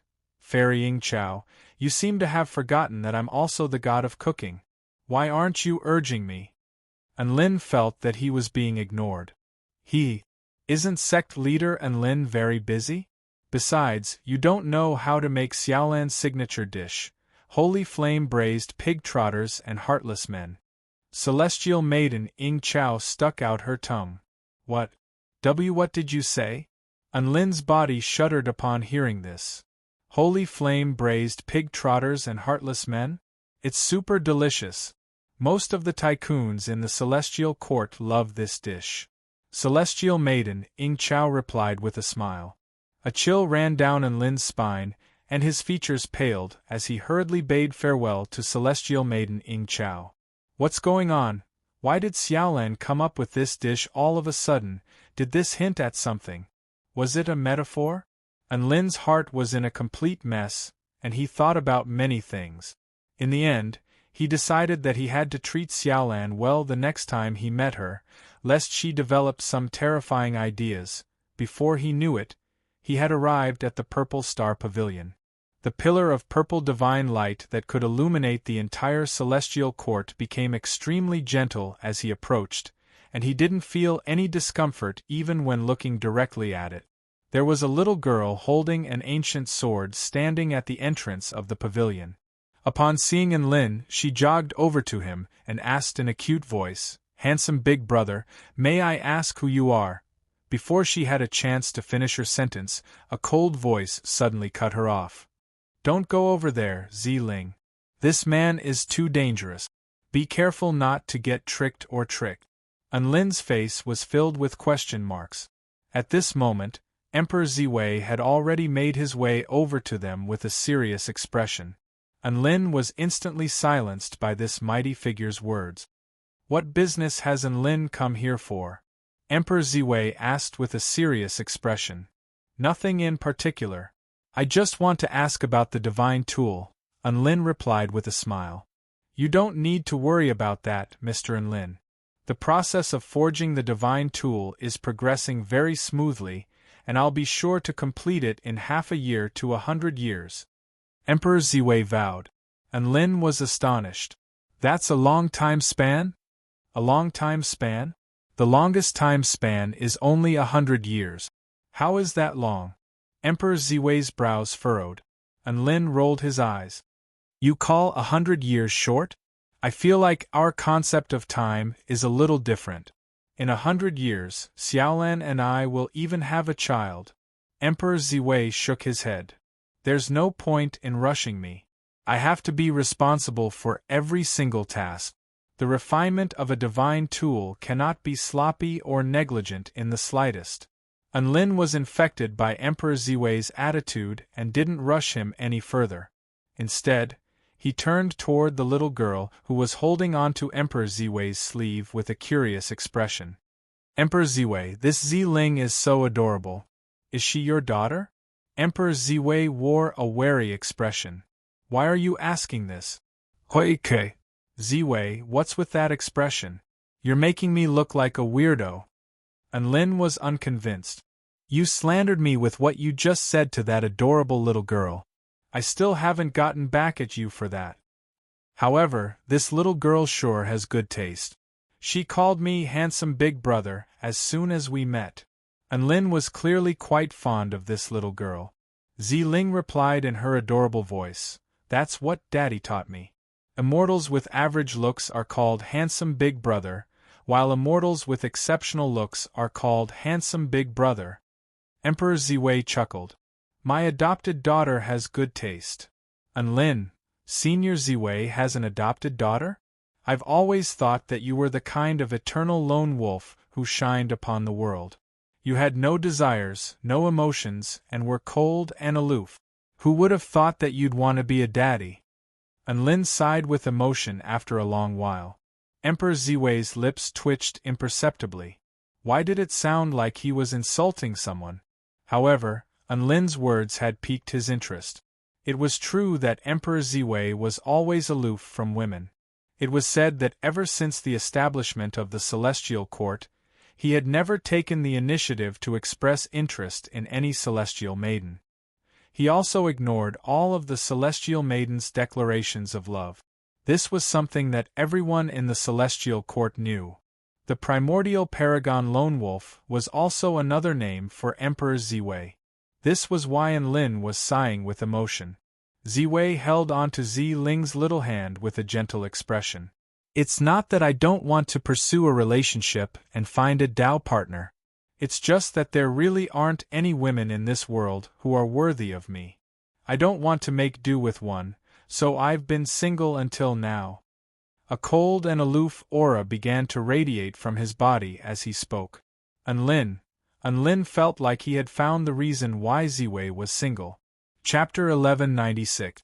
I feel like there's a problem with your concept of love, Emperor Ziwei. As for whether or not you're worthy, all that matters is love. Anlin couldn't help but speak up. Emperor Ziwei shook his head upon hearing this. Different statuses, different aptitudes, and different depths of the Tao will create an invisible generation gap between two people. My aptitude is exceptional. I reached the Tao body stage at 3, spirit nurturing stage at 16, soul formation stage at 20, return to void stage at 50, and I reached the Tao integration stage 1,000 years later. When discussing the Tao among my peers, they won't be able to understand what I'm saying. I find what they're saying childish. There's no way they'll be able to hang out with us. As one's cultivation realm increases, their circle will change as well. I'm becoming more powerful very quickly, and the people around me are constantly changing, but who can stay with me forever? I'm simply too outstanding. All of the female cultivators around me either stay away from me or approach me with ulterior motive. How can there be true love? Emperor Ziwei's expression was filled with a hint of loneliness and melancholy. Anlin, my situation is even worse after I reach the Tao integration stage. My lifespan is close to limitless. What if my Tao partner doesn't reach the Tao integration stage? If I like her and want to be with her, then I'll have to watch her die in the future. How painful would that be? The heavenly Tao is unfair. Without the aptitude, no matter how hard I try, I won't be able to reach the Tao integration stage. As such, my ideal Tao partner can only be found among the Tao integration stage. Based on my calculations, all Tao integration stage cultivators in the human race are men. However, I'm a straight man, and I'm a staunch opponent of interspecies relationships. Emperor Ziwei spoke with a serious expression. Anlin's expression darkened. So that's why you're still single? Emperor Ziwei clasped his hands behind his back, and his aura of a lone wolf erupted again. You're still young, so it's normal for you to have some naive thoughts. When you experience more things, you'll be able to understand how I feel. No, I already know why you're still single. Anlin spoke with a serious expression. Emperor Ziwei, you're single because you're too outstanding. Emperor Ziwei faltered slightly before his expression softened, as if he had found a soulmate. Mr. Enlin, you've summed it up so well. Enlin smiled in agreement on the surface, but he was sneering in his heart. This kind of idiot deserved to be single for life. However, it's not like there's no hope for me. Chang'e of the Moon Palace is already close to the Tao integration stage. If I can fall in love with her and have a pure and beautiful story with her, perhaps I'll be able to end my single life. An expectant expression appeared on Emperor Ziwei's face. Then I wish Senior Ziwei all the best. Enlin smiled. Although he had a smile on his face, his heart was filled with sympathy. Emperor Ziwei, you're a straight man, but Chang'e is a lesbian. This was the greatest tragedy in the world. Unless you turn yourself gay, you can stay single for the rest of your life. Enlin felt like this Emperor Ziwei was far too interesting. Why hadn't he discovered that his views on love were so strange? It was all thanks to Ziling that he was able to set foot in Emperor Ziwei's world of love. There's actually something else that's holding me back from finding a partner, Emperor Ziwei continued. Enlin didn't want to hear this anymore, but thinking about how Emperor Ziwei had been single for so many years, he forced himself to play along. Oh, what is it? Did you know that if there's too much of a disparity in cultivation base, you won't even be able to have a child? Emperor Ziwei continued, this is another reason why I've always been single. Huh? Enlin was truly astonished this time. It's common knowledge that it's extremely difficult for powerful cultivators to have children. This is because the sperm and eggs of powerful cultivators are imbued with extremely powerful energy. They will clash with one another, but it's extremely difficult for them to fuse together, Emperor Ziwei explained. Enlin nodded. In the cultivation world, anyone who wanted to know would know about this. However, everyone has overlooked something, and that is, it's even more difficult for a couple to have children if there's a large disparity in cultivation base. A distressed expression appeared on Emperor Ziwei's face. For example, my sperm is too powerful. If I were to mate with another female cultivator, the power of my sperm would be enough to blast my eggs into smithereens. That's right, eggs that are too weak are unable to withstand the power of my sperm. My sperm is too powerful and too exceptional. Enlin. He felt like 10,000 mythological beasts were stampeding over his heart upon hearing Emperor Ziwei's words. He wanted to retort, but he didn't know what to say. Emperor Ziwei continued, and vice versa. It's not good for the female to be too powerful. If the female's cultivation base is too high, the male's sperm won't even be able to break through the outer wall of the female's egg. He cast a meaningful glance at Enlin as he spoke. Enlin almost threw up a mouthful of blood. He was about to lash out at Emperor Ziwei. Why the F***ck are you looking at me like that? Emperor Ziwei didn't get angry. Instead, he patted Enlin's shoulder with a benevolent expression. Good luck, Enlin. Good luck, big brother Enlin. Work hard in your cultivation and try to break through the outer wall of your lover's egg as soon as possible. A crisp and tender voice suddenly sounded. The surrounding atmosphere suddenly became quiet. Enlin stared at the adorable little girl holding the ancient sword in her arms, and he was so shocked that he couldn't speak. An expression of shock and horror appeared on Emperor Ziwei's face as he gripped Ziling's shoulders and shook her violently. Forget about it. Hurry up and forget everything I said. This isn't something a child of your age should know. Hurry up and forget about it. Emperor Ziwei was about to go insane from fear. He had been so engrossed in his rambling that he had forgotten that his adopted daughter had been silently listening to him this entire time. Enlin had also forgotten about it, so he was completely dumbstruck when he heard Ziling's words. Why would I forget about it? I think what father said makes a lot of sense. It's a lot of inspiration for me. Ziling replied in a crisp voice. For someone as narcissistic as Emperor Ziwei, how could the child he valued be ordinary? Ling could be said to be an extremely intelligent child with exceptional aptitude. Not only could she understand Emperor Ziwei's words, but she could also infer many things from his words, such as Lin's predicament. At this moment, the little girl was looking at Lin with a sympathetic gaze. What a damn sympathetic gaze! Lin didn't think that he would be pitied by a little girl, and in that way at that. There was no doubt that he and Emperor Ziwei had also joined the party to make Ling forget about him. It was already evening when Lin left the Ziwei pavilion. Lin and Emperor Ziwei exchanged their views on love and decisively used Emperor Ziwei as a negative example to constantly remind himself. However, he wasn't without worries. For example, the theory that the difference in cultivation base would affect the reproductive barrier that Emperor Ziwei had mentioned. This greatly stimulated Lin's desire to improve his cultivation base. A man definitely couldn't fail in this kind of thing. Xiaolan, wait for me, I'll definitely catch up to you. Lin's fighting spirit was reignited, and he set off on his journey again. Chapter 1197. It was currently the holiday period, so there was no need for him to go to school.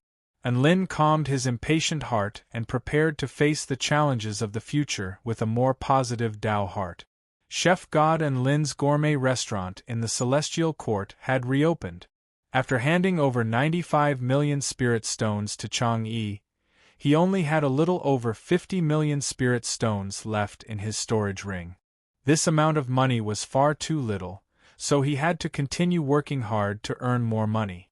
Even though Chef God Xiaolan was the most popular chef in the Celestial Court, Lin wasn't bad either. He was one of the most famous immortal chefs in the Celestial Court, so many immortals wanted to come and eat their fill on the first day of the restaurant's opening. In the end, after a round of bidding, the dishes for the day were jointly won by the 7 celestial maidens at a high price of 320,000 spirit stones. They ordered a dish that was changing with each passing day, and then started chatting in the restaurant. Lin was cooking in the kitchen with a skillful hand. 6 divine flames and 1 holy flame revolved freely in his hands, and he was becoming more and more proficient with them. Your day changing with each passing day has arrived. Lin slowly made his way over to the celestial maidens with a lidded, intricate dish. The celestial maidens instantly became excited as they stared at the dish with glowing eyes. The lid was lifted and a divine light shot forth. The celestial maidens let loose cries of surprise, and an extremely delicious aroma wafted through the entire restaurant, making everyone immediately pounce toward the dish. The 7 celestial maidens were already pouncing toward the dish like hungry wolves. Don't fight with me. Little 6, this egg is mine. Then I want this golden stick. Ah! Don't push. All of the celestial maidens completely disregarded their manners as they scrambled to taste this delicious dish. Lin was quite amused by their actions. Soon, all of the celestial maidens' clothes were disheveled, and large patches of their snowy white skin were revealed. They really didn't treat him as an outsider. Soon, all of the dishes were finished, and all of the celestial maidens reclined on their chairs, looking as if they hadn't had enough. They were casually tidying up their clothes, and some of them were even smacking their lip. Lin, why is your evolving with each passing day dish different from last time? Celestial Maiden Tian Shou asked with a smile. Because this dish is called changing with each passing day. If it's still the same as before, wouldn't it be an insult to this dish's name? Lin said confidently. All of the celestial maidens couldn't help but laugh. This dish is just like you, changing with each passing day. That's right, that's right. You make big news every day. In the blink of an eye you've changed. When I first met him, he was just a little cultivator with a bit of fame. Now, he's already a big shot that everyone knows, in terms of popularity alone, in the entire Celestial Court, other than the 5 emperors, the fairy killer Yang Jian, and the male fairy killer Chang'e. It seems like Lin is the only one. That's right, that's right. After all, Lin is Chef God, and he can kill anyone, regardless of age or gender. the 7 celestial maidens had nothing better to do, and they began to discuss Enlil among themselves in front of Enlil. 3 women could make a play, and these 7 fairies could probably make a TV series. Enlil didn't chase them away, and he was happy to have them discuss among themselves. These women's words were far too truthful, and Enlil liked to listen to them. By the way, Enlil, we're preparing to hold the Heavenly Peach Banquet. Do you have any good ideas? Lin Junjun turned to Enlil with a smile. Heavenly Peach Banquet? Enlin's eyes lit up with excitement. When is it going to be held? He had never participated in this legendary banquet of the Celestial Court before, so he was quite interested. In about 2 months. Lin Junjun blinked. The 4-9 Immortal sect will also receive an invitation, but there will only be 10 slots. So few? Enlil did a rough calculation to find that they didn't have enough slots. That's quite a lot. I've already done everything I can to secure slots for you. This is a Heavenly Peach Banquet that's open to the entire Tai Chu continent, and each of the 9 imperials of the Kingdom of the 9 States only has 8 slots. It's already very difficult for me to secure 10 slots for you. Lin Junjun turned to Enlil with a pitiable expression. Enlil stroked his chin with a curious expression. How many slots did the 4 great sects receive? 30, Lin Junjun replied. That many? Enlil was astonished. We're 2 4-9 immortal sects away from the 4 great sects? Lin Junjun rolled her eyes. Don't underestimate the value and influence of a Tao integration stage super mighty figure. The 4 great sects are first-rate powers on the Tai Chu continent precisely because they have Tao integration stage super mighty figures among their rank. As such, they're not under the jurisdiction of the Celestial Court. Celestial Maiden Tian Yu. We're about to have a Tao integration stage super mighty figure, you know that? How about we make an exception and increase the number of slots? Enlin's eyes glowed with a beseeching expression.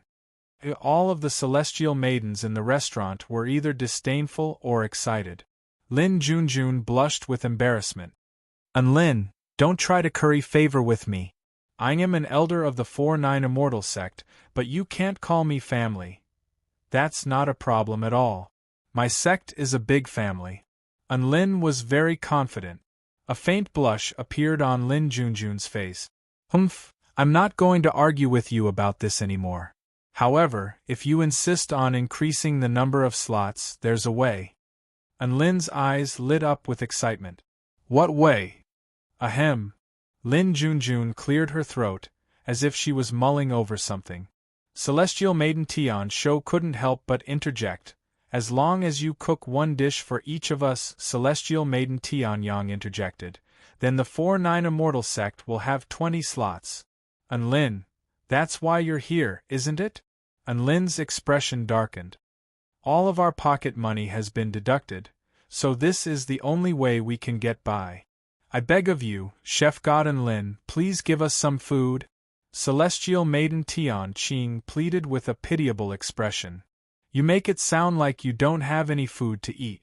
Enlil gritted his teeth. Those who have seen the ocean cannot see water, and those who have not seen Mount Wu cannot see clouds. After eating the food you cook, I won't recognize any other food as food. Celestial Maiden Tian Xian spoke with a fervent expression. Enlin's lips twitched. Even if you praise me like that, I still won't relent. Also, he turned to Celestial Maiden Tian Yu. Is this what you mean by you've already done your best? Then what the hell do you mean by increasing the number of slots from 10 to 20? From a personal perspective, I've already done my best. What I'm about to do next is not something that I can accomplish on my own. Lin Junjun massaged her brows before continuing. If we want the 4-9 Immortal sect to increase the number of slots from 10 to 20, we'll have to work together. Enlil stared at the 7 celestial maidens with astonishment etched on his face. What are you trying to do? Celestial Maiden Tian Shou swayed her hips as she spoke in a tender voice, whining to Mom and Dad. Tears welled up in Celestial Maiden Tian Yang's eyes. Whining to Mom and Dad. Celestial Maiden Tianqing pulled out a broken bowl and knocked it against the ground. Fasting or eating dirt in protest. Celestial Maiden Tianxian drew her long sword and placed it against her neck. If you still don't agree to increase the number of slots for the 4-9 Immortal Sect to 20, then we'll threaten you with death. Our hearts are linked and our sharpness can cut through metal. The 7 Celestial Maidens yelled in unison. Thump!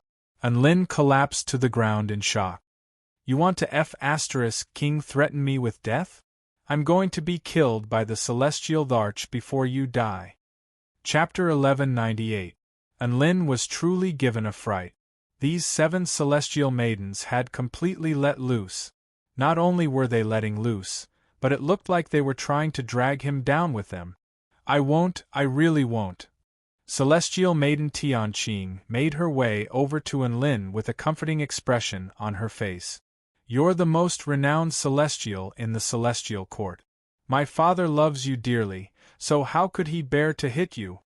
A faint smile appeared on Lin Junjun's face.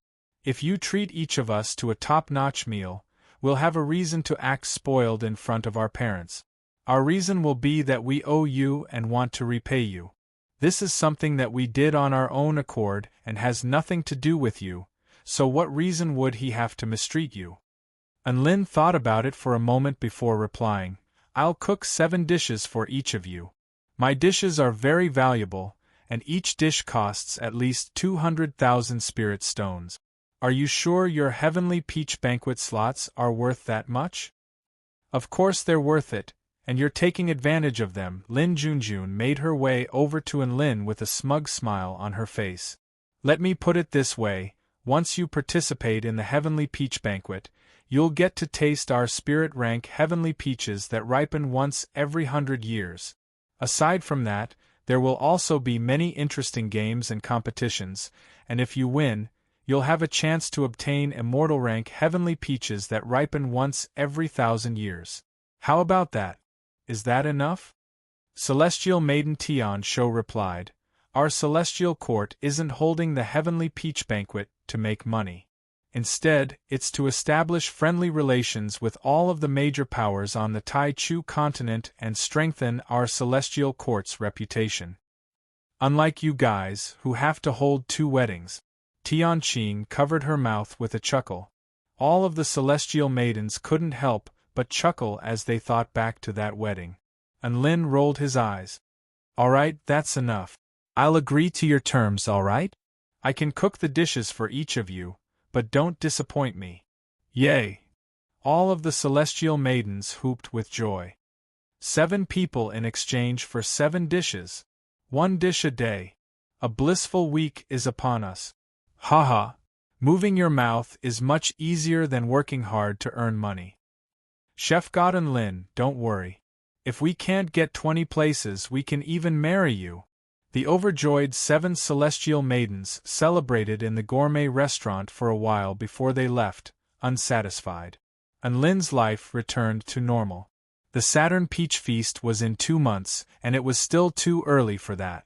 He should focus on studying his culinary skills first. In order to practice culinary skills, knife skills and fire control skills were very important. And Lin pulled out a piece of seafood from the West Sea and drew his evil-slaying sword. Whoosh whoosh whoosh, dong dong dong, clang clang clang. A streak of black light flashed out and turned into a chubby little girl around 6 or 7 years old. The little girl stood at the side and stared coldly at Enlin. Her eyes were filled with hidden bitterness. Little Xie? Are you out for some fresh air again? A smile appeared on Enlin's face, but his evil-slaying sword continued to slice the ingredients in front of him into the shape he wanted. You're using me as a kitchen knife again. I really want to cut you up, little Xie said in a tender voice that was filled with killing intent. Enlin's movements faltered, and a small golden sword suddenly appeared on his forehead. He immediately laid a hand on little Xie's head before rubbing the evil-slaying sword. Ah! Little Xie let loose a light cry as she stared at Enlin with a blush on her face. How do you feel? Do you feel good now? If you do, then watch from the side. Unlin chuckled before continuing to practice his knife skills. Remember, there's no distinction between professions. You should feel honored to be the kitchen knife of the #1 chef god in the celestial court. Besides, countless deities are fighting for you just to eat the dishes cooked by you. They even had a climax. Isn't it a sense of honor? Little Xie sat down angrily on a nearby chair as she listened to Enlin's teachings. She had just been blasted by Enlin's divine weapon origin energy and was feeling very good, so she really didn't want to mess with him anymore. We're fighting for the happiness of the immortals in the celestial court. You have no idea how much they missed me when I wasn't around. Enlin sighed with emotion. You're only doing this for money. Shameless bastard. Little Xie retorted coldly. Have you ever thought about why I want money? I want money to give you a better life. I use spirit stones to make myself stronger so I can better protect you. I use spirit stones to buy things for you so you can tell me if you need anything. Hence, there's nothing shameful about fighting for money. What's wrong with giving everyone a better environment to cultivate in? Little Xie was completely dumbstruck by Enlin's words, and she was at a loss for words as she hung her head in shame. Enlin finally nodded with satisfaction upon seeing Little Xie's reaction before continuing to work on his business. He practiced his sword techniques, refined his flames, and pondered his cooking intent realm. The days passed by very peacefully. Time passed by one day after another. He cooked for the 7 celestial maidens for free for 7 days in a row. On the 8th day, he finally regained his freedom and was able to host other immortals as usual. Enlin had embarked on his joyous path of earning money. On the first day of school, a rather familiar figure walked in from outside the door. He wore a loose white robe, and his eyes were crimson but extremely gentle. There was a pair of translucent Kirin horns on his head, and there was a little monster with the body of a goat and the face of a human standing beside him. Hey, Senior Dongfang Zhuangshi, long time no see. Enlin extended a greeting with a smile. Mr. Enlin's business sure is blossoming everywhere. The 4-9 Immortal sect is on the rise, the Lord of Transcendence is renowned across the entire continent, and the Chef God is renowned throughout the entire celestial court, Dongfang Zhuangshi praised with a smile. What kind of **T are you spouting? Enlin was very happy to be praised, and he turned to the middle-aged man who was just as happy. Tell me, did something good happen? I've already found the heart of the Divine God and the Divine God's elixir. I'm going to reforge my body. Dongfang Zhuangshi chortled with glee. So soon? Congratulations. Enlin was also very happy. Enlin had forcefully taken Dongfang Zhuangshi's Kirin blood jade, which was a lethal blow to Dongfang Zhuangshi, and he could only rely on Enlin to get by. Now that Dongfang Zhuangshi could reforge his body, Enlin would be able to get rid of this middle-aged man who was forced to follow him around. This was killing 2 birds with 1 stone. Did you come here to tell me about this, Senior? Enlin was a little touched. He was quite happy to be the first being to share his joy with the demonic blood Kirin. No, it's just that reforging my body is extremely taxing on my energy, so Mr. Enlin, let me take a deep breath to replenish my energy before I face the next challenge. Dongfang Zhuangshi looked at Enlin with a scorching light in his eyes as he spoke. Enlin, F***ck. What a waste of his emotions. However, he was going to give it his all for his freedom. Come on, Senior Dongfang Zhuangshi, take a deep breath. I'm coming. Gasp, oh, this feels good. Chapter 1199. The evil dragons within the enchantment barrier felt their legs give out from under them. Who are you? Please stop and answer immediately. Trespassers will die. The white-haired woman hovering in the air beside him also unleashed a palm strike with a cold expression. The only explanation for this situation is that the place we've landed in is a little unsuitable. The scouting team has already spread out in all directions to find a better place to live. I'm sure we'll get some results soon. Meanwhile, in the holy glacial lands, F***ck. Are they looking down on our evil dragon tribe? The evil dragons responsible for guarding their tribe also had nothing to do. An apologetic expression finally appeared on the white-haired woman's face as she bowed her head. I'm sorry. I've only just progressed to the Tao integration stage, so my control over my power is still not very precise. Sigh, we suffered far too many casualties during that battle. Of the 30,000 tribe members, only 20,000 remain. Just as everyone was in shock, the enchantment barrier was broken by the woman amid a resounding boom. Shut up. This is an opportunity and a future that our evil dragon tribe warriors have sacrificed their lives for. It's very irresponsible of you to complain like this, a dragon tribe female scolded. F***ck off.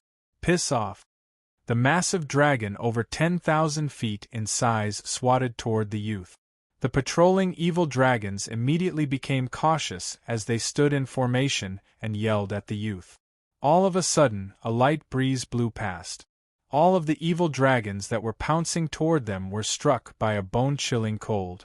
The youth's footsteps faltered as he looked at the dragon tribe female before him, and a warm smile appeared on his face. You really are a competent empress. Please introduce yourself. Oh, it looks like we've got a dragon that we can talk to. The youth looked ahead with a faint smile on his face.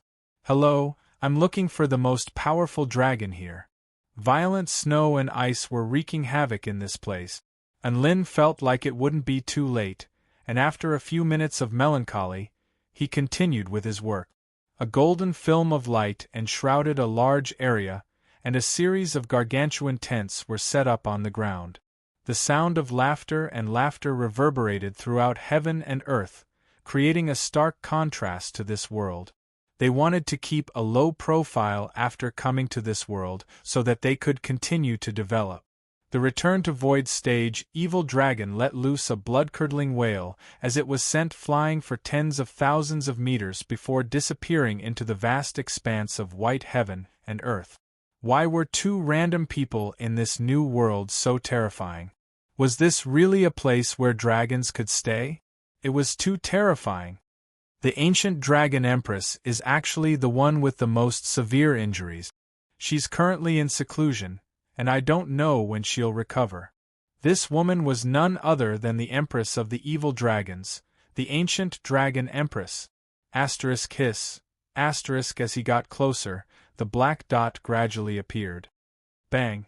The dozen or so soul formation stage evil dragons that were responsible for patrolling the area roared and flew out of the barrier. They all unleashed the power of their domains and pounced toward the two uninvited guests with terrifying might. The ancient dragon empress killed Hades, who was massacring our brethren. What a relief! I wonder if all of the dragons in the ancient dragon realm have perished. One had to realize that even the ancient dragon empress, the most powerful being in the evil dragon tribe, was only at the Return to Void pinnacle stage. However, this young woman who was treating this young man with such respect and reverence was a Tao integration stage super mighty figure. The dragon tribe woman in a colorful imperial robe suddenly appeared before the two of them. Her features were deathly pale, and her blood was extremely unstable, but she still stood resolutely at the forefront of the group of dragon tribe cultivators and stood in their way. Who are you, and what are you doing here? I heard that the 7 dragons were all severely wounded. Mr. and Lin, I'll come and drink with you again after I reconstruct my body. The young woman was extremely beautiful, as if she were the most flawless work of art. Her blue eyes were clear and transparent, and there was not a single hint of emotion in them. If we don't show our might, then all of you will be able to do whatever you want. My name is Chun-Chin, and I am the second heavenly disciple of the heaven-crushing sect. Thankfully, the ancient dragon empress and the other 5 evil dragons immediately unleashed a powerful enchantment barrier to protect their brethren. Aside from Return to Void stage mighty figures and soul formation stage powerful beings, everyone else would probably freeze to death here. A return to void stage evil dragon had been insta-killed by a single palm. The middle-aged man and gluttony disappeared from their field of vision, leaving behind only this sentence. The man fell silent upon hearing this, and he averted his gaze with a hint of shame. The young woman nodded lightly, and a wisp of blue divine light flashed from her body. Tao Integration Stage Enemies. These were legendary Tao Integration Stage super mighty figures. They suddenly wanted to go home. All of our superiors are in seclusion, so the enchantment barrier's energy is limited. We can't allow these idiots outside to exhaust the enchantment barrier's energy. This was a vast expanse of silvery white land, and the snow maidens who had once resided here were no longer able to withstand the cold. They had already begun to migrate, and this place had become a barren land without any signs of life. After all, the enchantment barrier set up by the ancient dragon empress and the other dragons was the best defense. They patrolled the area, but they could only look at the vast expanse of white scenery. All of the evil dragons discussed among themselves. There was nothing else they could do aside from doing this. Over 100 evil dragons had frozen to death right after descending upon this place. Would you believe that? Shuiyan, I told you to go easy on us. We came here with a friendly attitude. Did you know that you almost killed that dragon just then? The youth's brows furrowed slightly. Are you interested in learning more about the heaven-crushing sect? These living beings that had suddenly appeared in the holy glacial lands were none other than the evil dragons that had descended upon this world from the ancient Tai Chu dragon realm. Beside the youth was an extremely petite young woman in a snowy white dress with a head of silver hair that hung down to her waist. Soon, a return to void stage evil dragon with a terrifying aura soared into the sky before pouncing toward the two of them. Let's go and destroy them. All of a sudden, a black dot appeared in the extremely far distance. An earth-shattering boom erupted. Crap! This person is very powerful. Hurry up and notify the return to void stage mighty figures of our tribe. The evil dragons within the enchantment barrier roared with shock and horror upon seeing this. This was an extremely handsome youth in a gray linen robe, and he walked barefoot in the snow without leaving a single trace behind. They were keeping a low profile now, but the environment was really killing them. The speed at which they pounced became slower and slower. In the end, when they were about to reach the two of them, they froze in midair and were unable to move. Sigh. Didn't they say that the new world was very beautiful? This **T place is about to kill a dragon. A man with a pair of dragon horns on his head and bat wings on his back grumbled. The two of them continued onward and didn't respond to the cries of the evil dragons. Shuiyan, don't kill them, the youth spoke in a cold voice. The power of extreme frost threatened to freeze all living beings in the surrounding area. The black dot didn't stop. Instead, it drew closer and closer. The two of them strutted into the enchantment barrier. Their voices weren't very loud, but they were already at the border of the enchantment barrier, so all of the evil dragons could hear their conversation. It would have been fine if they hadn't heard it, but after hearing it, the evil dragons couldn't even walk properly. Another dragon tribe male spoke. The new Tai Chu continent is very good. I can sense a vibrant sense of vitality through the destructive power outside. Dongfang Zhuangshi inhaled deeply at Enlin before departing with a content expression. Some of the evil dragons were already scared ***, some were even beginning to doubt their very existence, but most of them felt like the new world was far too terrifying and wanted to go home. However, right in this barren wasteland, bursts of smoke rose into the air. Chapter 1200. Can I refuse? The ancient dragon empress replied, I'm just an ordinary return to void stage cultivator. I've lost the chance to even progress to the Tao integration stage due to using my power of the divine Tao in the ancient Tai Chu dragon realm. I'm not very valuable to you. Furthermore, the evil dragon tribe is also willing to join the heaven-crushing sect. He turned to the ancient dragon empress and said, You must have a sense of duty and resolve to join the heaven-crushing sect. If you refuse our invitation and choose to remain here, we won't force you. We'll immediately turn around and leave without saying another word." "So," the ancient dragon empress paused for a moment. "What does this have to do with me?" The ancient dragon empress felt a headache coming on. This man seemed to know her very well, but the heaven-crushing sect and saving the world sounded like a fantasy. It didn't sound reliable at all, and it sounded very dangerous. The ancient dragon empress' heart jolted with shock. He refused to join the heaven-crushing sect, but he was still saving a spot for him? Chen Chen had never said anything like that to her, at the Celestial Court restaurant.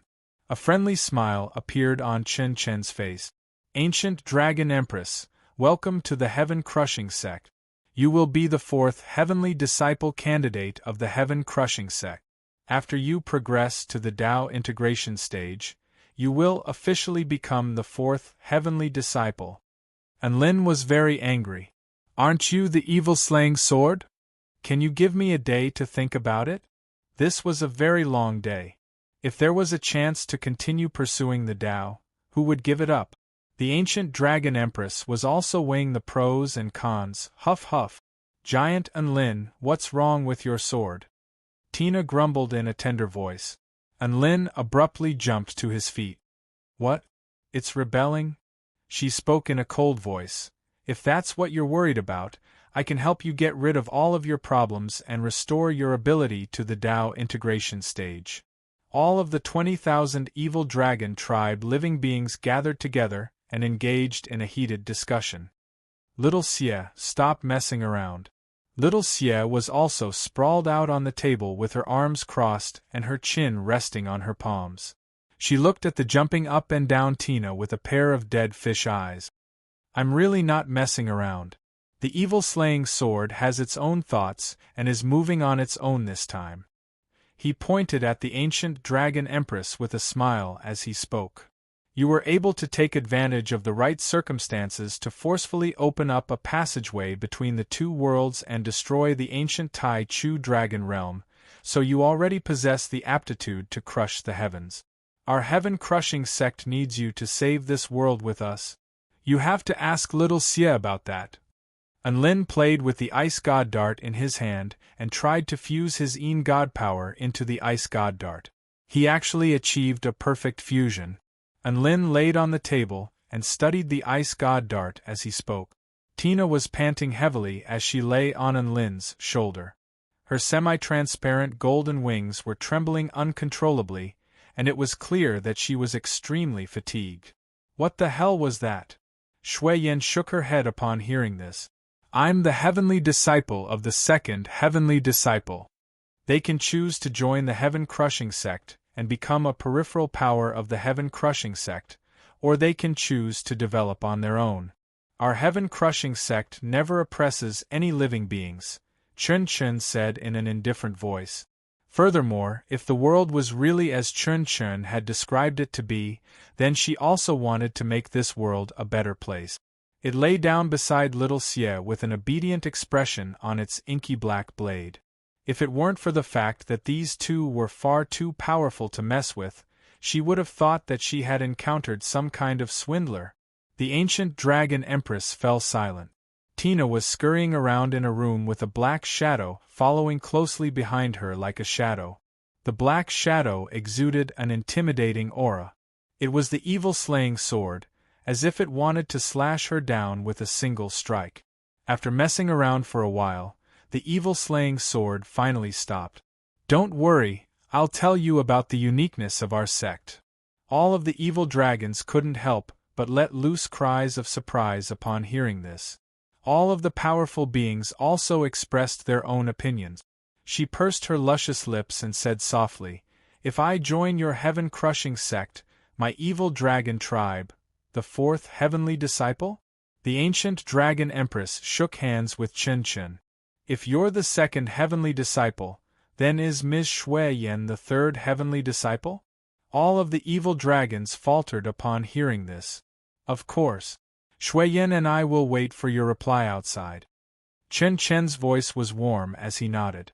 Then, he and the young woman in the white dress slowly disappeared. Huh! The ancient dragon empress was a little surprised. Then who are the other two heavenly disciples? Chen Chen and Shui Yin waited silently at the side. Heaven-crushing sect? The ancient dragon empress knew what was required to establish a foothold in a world. Power, a backer, and an environment. Not a single one could be lacking. The heaven-crushing sect could provide all of these. Chen Chen smiled as he explained the unique aspects of the heaven-crushing sect. His voice was warm and natural, as if he were a harmless youth. The ancient dragon empress was in disbelief. Her body trembled with excitement. Can I really? Of course. A smile appeared on Chen Chen's face as he said, "This is part of the heaven-crushing sect's service to begin with. Not only you, but I can also purify the bloodlines of the 5 dragon tribe cultivators behind you. Then let's not talk about this for now. Giant Enlin, I'm here to tell you that a living being has rebelled in our divine mirror world." Just who was this third heavenly disciple? Why was he so highly regarded by the heaven-crushing sect? Chen Chen looked at the ancient dragon empress and said in a slow voice, "This world is not as beautiful as you imagine it to be. It's repeating the mistakes of the past, and it will soon be destroyed like the ancient Tai Chu realm. Do you really want to come to this new world, only to find it to be like the ancient Tai Chu dragon realm, or even worse?" Tina was immediately enraged by the sight of little Xie's cold, dead fish eyes. After a short while, the ancient dragon empress suddenly spoke. Little Xie shot a glance at Enlin. "Have you never experienced a situation where you lost control of your own body? I didn't do it. The evil-slaying sword did it on its own." The ancient dragon empress looked deeply at Chen Chen and Shui Yin. These two were more powerful than she had imagined, but it was exactly because of this that she was even more concerned. The 5 evil dragons that had sacrificed their bloodlines were so excited that their breathing quickened. Even the ancient dragon empress faltered slightly upon hearing this. Heaven-crushing sect. What kind of sect is this? What does this have to do with me? The next day, the ancient dragon empress' face convulsed after hearing the heaven-crushing sect's explanation, and she felt as if she were about to throw up a mouthful of blood. A dragon tribe woman in a colorful imperial robe made her way over to Chen Chen and nodded right before the eyes of all the evil dragons. "I agree. I'm willing to join the heaven-crushing sect. Destroy the heavenly Tao? Rebuild the heavenly Tao? Replace the heavenly Tao with one's own body?" Chen Chen smiled. "The first heavenly disciple is Cyril. As for the third heavenly disciple, he didn't agree to join the heaven-crushing sect. However, Cyril and I have decided to keep this position open for him. As long as he joins the heaven-crushing sect, this position can be given to him at any time. Giant Enlin, Giant Enlin, save me!" Shui Yin suddenly extended a finger, and an extremely pure white divine light shimmered on her fingertip. The ancient dragon empress had never been a dictator. She would always listen to the opinions of her brethren. Enlin. Chapter 1201. Who's rebelling? Enlin's interest was instantly piqued upon hearing Tina's words. Tina heaved a faint sigh. "It's the Void Spirit tribe." Enlin faltered slightly upon hearing this before a smile appeared on his face. The Void Spirit tribe is the only tribe that refuses to go to the Tai Chu continent to carry out missions. Didn't we already send Wei Ji there to promote our advanced ideology? Tina shook her head. Wei Ji was hung up and roasted by the Void Spirit tribe. Enlin, was it really that terrifying? The number 1 swindler in the MLM industry was reduced to such a pitiful state? By the way, didn't you give him the power of resurrection so that he would never die? Enlin recalled that Tina had given Wei Ji an immortal hack. That's right, Wei Ji would never die. He resurrected at another location and continued to promote the Void Spirit tribe. However, the Void Spirit tribe was very radical and refused to listen to Wei Ji. The second time, he was tied up and fried in a frying pan. Tina explained. Unlin shuddered upon hearing this. Wei Ji resurrected again and continued to promote his ideology. The third time, he was sliced up by the Void Spirit tribe. The fourth time, he was skinned to death. The fifth time, he was tortured to death by the Void Spirit tribe. All the way until the 99th time, when he committed suicide after suffering inhumane torture. Tina was a little enraged. Unlin was extremely astonished by Wei Ji's ordeal, and a sense of admiration welled up in his heart as he sighed with emotion. Wei Ji is a true warrior. He's so King bad SS. Tina heaved a forlorn sigh. But now, Wei Ji's legs turn to jelly and his face pales whenever he approaches the Void Spirit tribe. I don't think he dares to approach the Void Spirit tribe anymore, Unlin. So this was the aftereffect of being tortured to death. However, this couldn't be blamed on Wei Ji. Anyone who was subjected to such inhumane torture would fall into despair after dying 100 times. Not taking into account anything else, most people probably wouldn't even be able to withstand dying 10 times. It was already very impressive that Wei Ji could last 100 times. Tina clenched her little fists with rage. Wei Ji represents my will. Isn't the Void Spirit tribe looking down on Goddess Tina by torturing Wei Ji? Isn't that an act of rebellion? We can't let them go on like this. Unlin looked at the fuming Tina and asked, Then what do you want? I can't wait any longer. I have to teach the Void Spirit tribe a lesson. Otherwise, I'm the goddess of creation of an entire world. How am I supposed to maintain my dignity? Tina placed her hands on her hips with an enraged expression. Unlin felt that there was nothing wrong with it. He asked curiously, If you want to beat them up, just beat them up. Why did you specifically come here to tell me this? Tina landed lightly on Unlin's hand and held onto Unlin's thumb with both of her hands as a beseeching expression appeared on her face. Goddesses should be high and mighty and look down on all living beings. You shouldn't get angry over something so trivial. You're lowering your status, Unlin understood, and he flicked Tina's forehead with a smile. So that's why you came to me and told me to be the bad guy and bully the Void Spirit tribe? Tina replied in a sweet voice, You're God's spokesperson, and you're the closest God's spokesperson to Goddess Tina, so it's only reasonable for you to do something like this, all right? I'll agree to your unreasonable request. Unlin stood up. He had been bored out of his mind lately, so it was time for him to find something to do. Let's go, little Xie, Unlin instructed. Little Xie stood up expressionlessly and reluctantly before jumping into the evil-slaying sword. Unlin strapped the evil-slaying sword to his back before holding onto Tina's hand, and light flashed as they disappeared on the spot. In the next instant, they arrived in the divine mirror world again. Phew, what a spectacular city! Unlin exclaimed as soon as he entered the divine mirror world. In front of him, the first main city of the human race, Asha City, stood tall on the ground. Skyscrapers that were several hundred meters tall stood as far as the eye could see. There were neatly paved roads, as well as pedestrians hurrying along the street. The clothes of the pedestrians were all very distinctive. Not only were they brightly colored, but they were also very elegant and light, and their clothes would flutter in the wind to form all types of shapes. This was an extremely vibrant set of clothes that had already become commonplace in the human world. The concept and fashion of clothes here were even more advanced than those on Earth. Thermal and electric transportation had also become commonplace, and there were also all types of flying machines that combined energy technology and cultivation technology. Transportation on the ground and in the sky were all moving in an orderly manner, creating a scene of prosperity and prosperity. Unlin was completely rooted to the spot.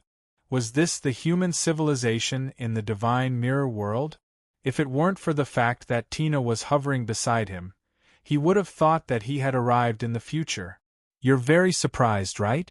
To be honest, I was worried that the human race would become addicted to entertainment, but who would have thought that they would be enlightened after a couple of upheavals?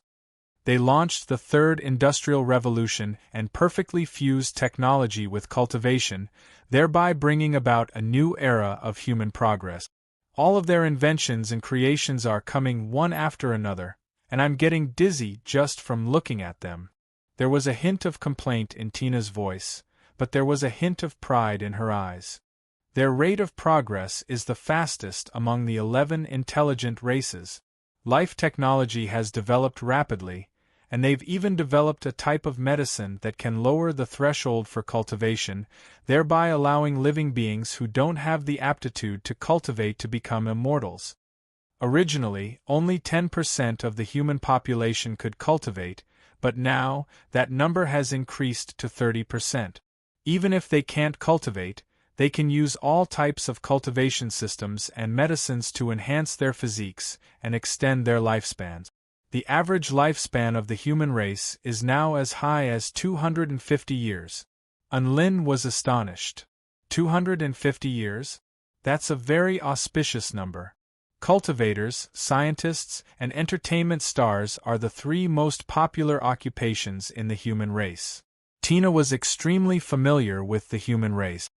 I can understand cultivators and scientists, but what the hell are entertainment stars? Unlin was completely perplexed. How could an actor be one of the three most popular occupations? Tina smiled. I'll take you to a good place at night and you'll understand. Just as they were speaking, two figures flew out from the 10,000-meter-tall tower at the very center of the city. Goddess Tina, spokesperson Unlin, welcome to the city of Xiaya. Both of them were extremely beautiful humans, and they extended respectful salutes in unison. Unlin and Tina hadn't concealed themselves, so it was only natural that they had been discovered. These two were none other than the patriarchs of this world, Adam and Eve. Even after so many years, they were still wearing the same green clothes that they had been born in. These clothes could change in size according to the wearer's body, and they were also bestowed upon them by Goddess Tina. Both of them treated these clothes like a precious treasure, and they would only take them off when they were having an intimate moment as husband and wife. There's no need to be so polite, we're just going to walk around. Unlin smiled. Long time no see. You've both reached the soul formation pinnacle stage already. How do you feel? Adams replied in a gentle manner, we've been searching for a long time, but we still haven't been able to progress further. Perhaps it's because we're in the wrong cultivation position? Eve rubbed her chin with a serious expression. A faint blush appeared on Tina's face. Unlin drew a sharp intake of breath. What?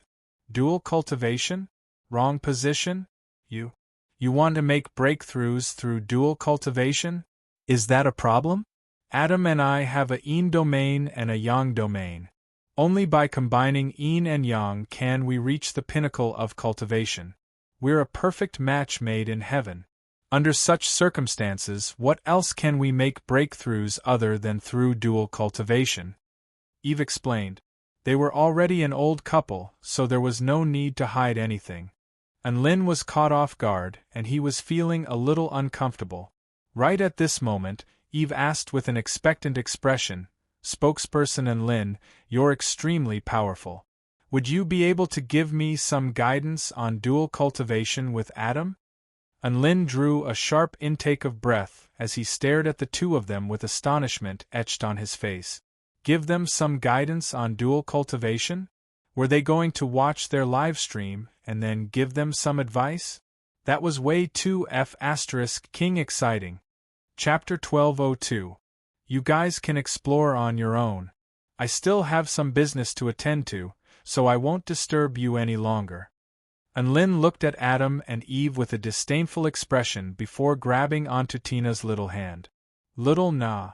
Ah no, Goddess Tina, let's go.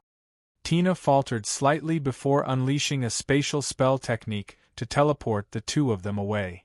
Adam looked on as the two of them disappeared. Why do I feel like they're giving us the cold shoulder?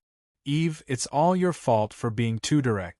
What if you piss off Goddess Tina and spokesperson Unlin? Eve pouted with an aggrieved expression. I didn't want this to happen. How was I supposed to know that spokesperson and Lin would have such a strong reaction when we showed him our dual cultivation scrolls? He's always been very kind and easy to talk to. A hint of wisdom flashed through Adam's eyes. Spokesperson and Lin must have his reasons for doing this. Perhaps he wants us to rely on our own efforts to explore and break through this barrier. That's the correct attitude in pursuing Tao. Then should we go and explore it again? Eve's eyes shimmered like a pair of rippling eyes. Again? Adam's legs trembled. Didn't we already do it once today? The path to Tao is a long one, so how can we stop here? We have to forge ahead with all our might. How can we slack off? Eve spoke with conviction. A conflicted expression appeared on Adam's face. At this moment, Eve had already grabbed onto his arm roughly. Come on, Adam. Oh, all right, xia. Adam struggled momentarily before being dragged into the tower by Eve in the end. Up above the clouds, Lin and Tina fell silent as they looked on at the two of them flying into the tower. I didn't believe in the past that couples were arranged by the heavens, but I have no choice but to believe it now. Lin broke the silence with a murmur. I didn't arrange for them to be like this, Tina retorted. Lin spoke with an excited expression. Think about it, Adam and Eve were born as a boy and a girl, so they had no other partners to choose from. They can only choose to be with each other. Since the moment they were born, they have a partner. Don't you think this is arranged? Tina was at a loss for words. Also, the domain I've comprehended now is a yin and yang domain. I can actually raise my cultivation through dual cultivation. Think about it, which Tao companion is like them? Being husband and wife, doing the things that a husband and wife does, can raise one's realm. And Lin said with an excited expression, this is the immortal cultivation couple recognized by the heavens. I'm so jealous of a single dog like me. Single dog? Don't you have celestial maiden Xiaolan? Xiaolan, are you willing to dual cultivate with me? And Lin asked. Tina, that's true, that's why I'm so envious. And Lin sighed. They even transcended the heavenly tribulation together. Not only that, but they even kissed during the heavenly tribulation. They can even do such a perverse thing. How can they say that they're not the ideal dog-torturing couple arranged by God? You're making more and more sense. Tina's emerald eyes glowed with a peculiar light. I and Lin am so exceptional and invincible, but when it comes to dual cultivation, I have to admit that there's still a huge gap between me and Adam and Eve. And Lin sighed with melancholy. I suddenly want to break them up, Tina murmured. That's right. And Lin nodded. Wait. He abruptly turned around with a horrified expression. What did you just say? An innocent smile appeared on Tina's face. Think about it. Wouldn't it be fun, exhilarating, and exciting for me to break up such a loving couple? And Lin laid a hand on Tina's smooth forehead. You don't have a fever. What's wrong, little Na? How did the innocent and pure little Na become a radical member of the FFF team? I'm fine. I'm just thinking that perhaps this pair of lovers was created by the subconscious consciousness of the world. Then, if I, the heaven with its own consciousness, separate them, wouldn't it feel like fighting against the heavens? I'm really looking forward to the feeling of going against the heavens. An expectant expression appeared on Tina's face. And Lin swallowed. Little Na, I still feel like there's something wrong with you. Sigh, let's not talk about this anymore. The sun has already set. Let's go and see just how powerful the celebrities of this world are. Tina decided to skip this topic. She grabbed onto Lin's hand and teleported them to the front of a dazzling outdoor stage. Lin and Tina hovered slightly in the air and sat in the best viewing positions. A vast crowd had already gathered behind them and on both sides of the stage. Lin estimated that there were over 100,000 people here. All of them waved the glow sticks in their hands and yelled the name, Shiyangzi. Who is this Shiyangzi? Lin asked with a curious expression. She's the best singing immortal in the human race. Tina pulled out a sofa and leaned against Lin while also waving a glow stick in her hand. She was in her human form, and her long and slender legs were swinging slightly in the air beneath her green fairy dress. She didn't have any makeup on, but her face was glowing and radiant, giving her an extremely beautiful appearance. The stars were dazzling and the lights were dazzling, but she seemed to have gathered all of the light of heaven and earth into her body, making her the most dazzling existence. This was a unique disposition, the disposition of a true god. It was a pity that no one could see her. Lin was a little dazed as he murmured to himself, singing immortal? What an unfamiliar term. You'll know when she comes out, Tina said in a mysterious voice. Soon, all of the lights suddenly dimmed. The hundreds of thousands of people on the field all quieted down in tacit agreement. The entire venue fell completely silent. An ethereal, pleasant voice sounded from within the darkness. The voice was like a lover's hands caressing one's face and one's chest, making one feel relaxed from the inside out. Lin's heart stirred upon hearing this. This voice was quite good. The enchanting ballad began to spread throughout the venue. The words were very peculiar, and one couldn't remember a single word even if they listened carefully, but one could sense a peculiar intent realm from it. It was as if one could see a young woman who had traversed countless mountains and rivers, singing along the way. The intent realm spread out before one's body, making them feel as if they were in the same realm as the woman's voice. Encountering a rainbow sea, flying on a flying fish, looking up at a tall snowy mountain, flying over its summit on a white crane. Facing a vast and desolate desert, they were able to sing and dance with joy. That's right, it was as if all of the obstacles in this world were worthy of singing and dancing. Lin had unwittingly fallen into this type of state, and his thoughts had become extremely clear. At the end of the song, a woman with long red hair sat on the edge of a cliff. She looked up at the setting sun and hummed the ballad. The setting sun burned the fiery clouds, and the forest danced in the sky. The two colors blended harmoniously with the clear and melodious song, which was the complete opposite of the melancholy of the setting sun. Instead, it was extremely light and carefree. Gradually, the song came to an end. A beautiful young woman with long red hair that fell to her waist, a sharp nose bridge, and a pair of curved eyes appeared on the stage with a sweet smile on her face. Lin came to his senses with an expression of astonishment. I felt like I was struck by a sense of enlightenment while listening to her song. That's amazing. Impressive, isn't it? Tina said with a dainty smile. This is the power of the number one singing immortal. At this moment, the sound of Shi Yangzi reverberated throughout the entire venue. Over 100,000 people were her fanatical fans, and all of them were shouting at the top of their lungs. No wonder you said that celebrities are the third most popular occupation. A singer that can enlighten a cultivator on the path of Tao is invaluable, Lin exclaimed. Not only that, but mortals who listen to her songs can also strengthen their bodies and get rid of some minor ailments. Some mortals can even get rid of chronic illnesses and cure terminal illnesses. Tina listed the benefits of listening to the song Immortal Sing. Lin was dumbstruck as he listened on. Listening to songs could not only help one cultivate, but could also cure terminal illnesses? That was absolutely incredible. The bar for becoming a celebrity is very high, right? You have to be at least an exceptional cultivator to have the same effect as Shi Yangzi, right? Lin asked.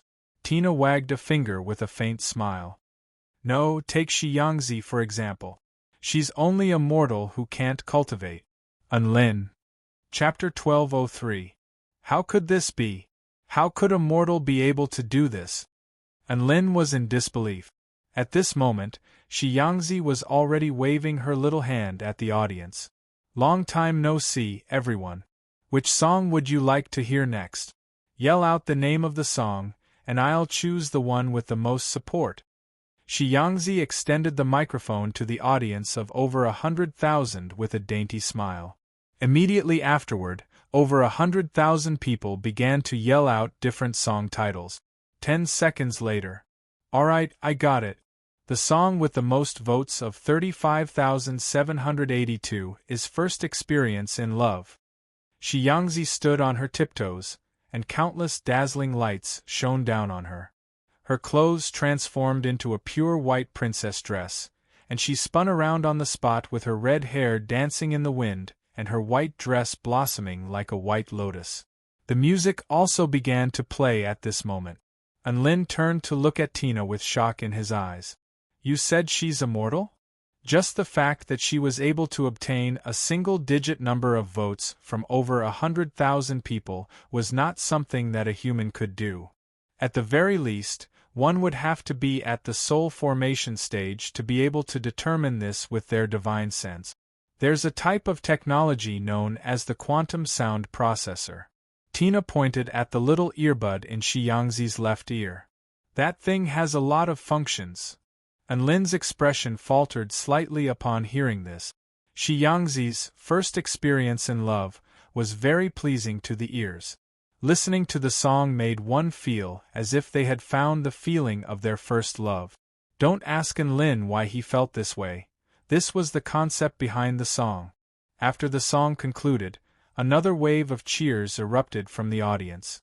Unlin and Tina looked at each other with flushed faces, and their hearts were also racing. It's very powerful, right? Tina asked. It's quite powerful, but is this something that a mortal can do? Unlin felt as if his intelligence had been insulted. Tina smiled. Every single mortal is not ordinary in the true sense of the word. They can also become dazzling enough. For example, what Shi Yangzi can influence you with is her spiritual power. This doesn't require a powerful consciousness. She's merely transmitting her spiritual power to you so that you can attain enlightenment. Many cultivators who have cultivated for hundreds of years might become paranoid, confused, or even feel that there is no way out. Their thoughts are sometimes not even as thorough as a mortal's. The god of creation looked up at the woman on the stage with the sweet smile on her face as she waved her staff through the air. Shi Yangzi is the most outstanding representative of all of the celebrities on the stage. She's like a bright lamp that can illuminate a corner that you haven't discovered. She's also like a rain that can wash away your dusty heart. Unlin fell into deep thought as he looked at the dazzling girl on the stage and praised. Rather than calling her a singer, it's better to call her a doctor. A concert can allow hundreds of thousands of people to receive treatment. Be it mortals or cultivators, they can all benefit from it. Moreover, this is a form of enjoyment. Tina continued, So, now do you know why celebrities are so popular? Sometimes they're even more revered than cultivators. Of course, the barrier to entry is also very high. But I still don't understand why their spiritual power is able to affect me. Unlin thought back to his experiences on Earth or the Kingdom of the Nine States, but he had never seen any mortals with this kind of talent. Tina pointed at the ball-like figure on the stage with a faint smile. That's a spiritual resonance processor, invented by Seth, the ninth son of Adam and Eve. Unlin faltered slightly before clapping his hands. What a genius! Tina seemed to have thought of something, and she couldn't help but burst into laughter. If Adam and Eve were the model couple arranged by God, then wouldn't Seth be the model single dog arranged by God? All 8 of his children have been paired off, and he's the only single one. Unlin thought about it carefully and realized that this was indeed the case. The power of being single is truly great. Thousands of years have passed, but he's still single. He's fallen in love with science and doesn't care about love at all. Tina's voice was tinged with a hint of respect. That's a true genius in research. Unlin analyzed, only scientific research can make him happy, and only scientific results can make him climax. Thus, the two of them sat on the sofa and listened to the concert for the entire night. The concert concluded. Shi Yangzi was drenched in sweat as she lay on a chair in the lounge, gulping down large mouthfuls of Garden of Eden apple juice with a forlorn expression on her face. Huff huff. I'm so tired. A woman's languid and exhausted voice sounded. Knock, knock, knock. A series of knocks suddenly sounded on the door. Who is it? Shi Yangzi pouted with displeasure. She was a little angry that someone had come to disturb her when she was so tired, but she still reluctantly opened the door. She was then greeted by the sight of an unfamiliar man smiling at her. Hello, Shi Yangzi, the man greeted in a warm voice. Ha! Who are you? Shi Yangzi's face paled as she stumbled back a couple of steps before grabbing an electric shock device. Don't misunderstand, my name is Enlin, and I'm a fan of yours, the man explained. So he really is a fan. Shi Yangzi pursed her lips, and tears were about to fall from her eyes. What the hell are the security doing these days? How could they let a crazy fan barge in? Don't come near me, or I'll electrocute you to death. Enlin, how was he supposed to explain that he was a fan? It seemed to have backfired? Shi Yangzi was as nervous as a frightened deer, and she hurriedly retreated into a corner while preparing to call for reinforcements. Enlin stood at the entrance with an awkward expression, wondering if he had opened the door the wrong way and if he should try again. At this moment, Shi Yangzi's eyes gradually lit up. Wait, you look a little familiar. Shi Yangzi stared at Enlin with a blank expression before taking a deep breath. Did you just say your name is Enlin? Enlin nodded upon hearing this. Spokesperson Enlin? Enlin? Shi Yangzi's eyes widened as she asked. Enlin nodded with a speechless expression. I am indeed spokesperson Enlin. Shi Yangzi drew a sharp intake of breath. Enlin was given a fright by the young woman's scream. Are you trying to kill a pig? My God! I was wondering why you look so much like spokesperson Enlin. So you're Enlin himself. My God, I finally get to meet you. Shi Yangzi's cheeks were flushed with excitement, and she made her way over to Enlin with light footsteps. It's a little abrupt, but I really like you. Can you give me an autograph? Shi Yangzi asked with excitement in her eyes.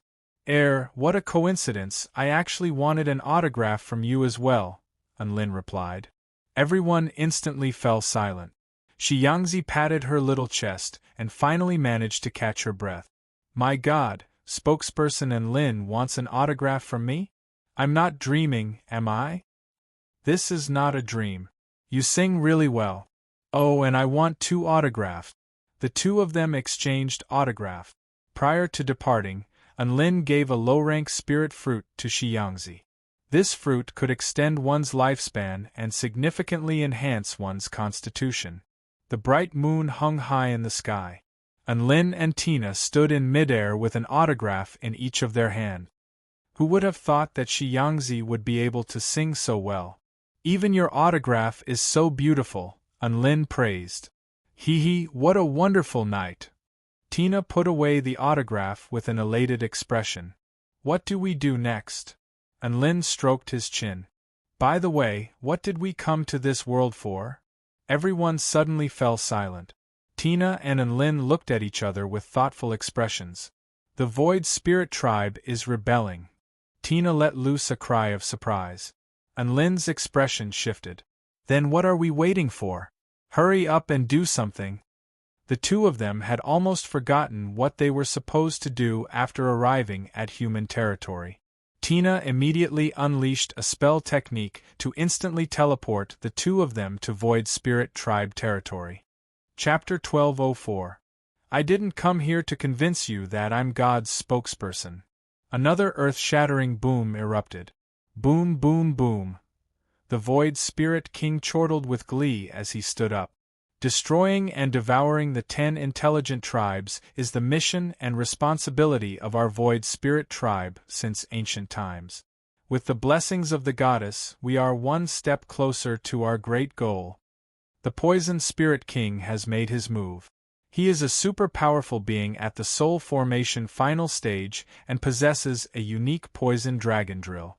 Not only is it extremely powerful, but it also has the ability to tear one's consciousness apart. Even the Void Spirit King has to be wary of it. Last time, The Poison Spirit King's poison dragon drill tore through his soul and killed him. Unlin spoke in an indifferent voice as he walked toward the palace gate with everyone else, as if they were mere ants. I am the goddess spokesperson, Unlin, and I command all Void Spirit tribe brethren. Hurry up and come out to greet me. The Void Spirit King finally floated out of the palace with a dozen or so soul formation final stage Void Spirit tribe powerful beings trailing behind him.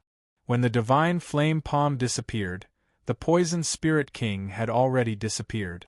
However, at this moment, Unlin raised his hands high into the air, and a real sun appeared in the sky. Golden energy exploded forth. I think you've misunderstood something, Unlin said in an indifferent voice. This is a divine punishment that will be unleashed upon the entire Void Spirit tribe, all 89,657,729 living beings to cleanse you of the seeds of chaos and conflict. Unlin raised his hands high into the air, and the sun in the sky suddenly split into countless specks of light. The specks of light then fell upon the world before disappearing. A soul formation stage Void Spirit tribe powerful being with ice emanating from his body roared as he pounced toward Unlin. The legendary god's spokesperson, Unlin? My god! Why can't you learn from your mistakes? I am the spokesperson of the goddess, and insulting me is the same as insulting the goddess.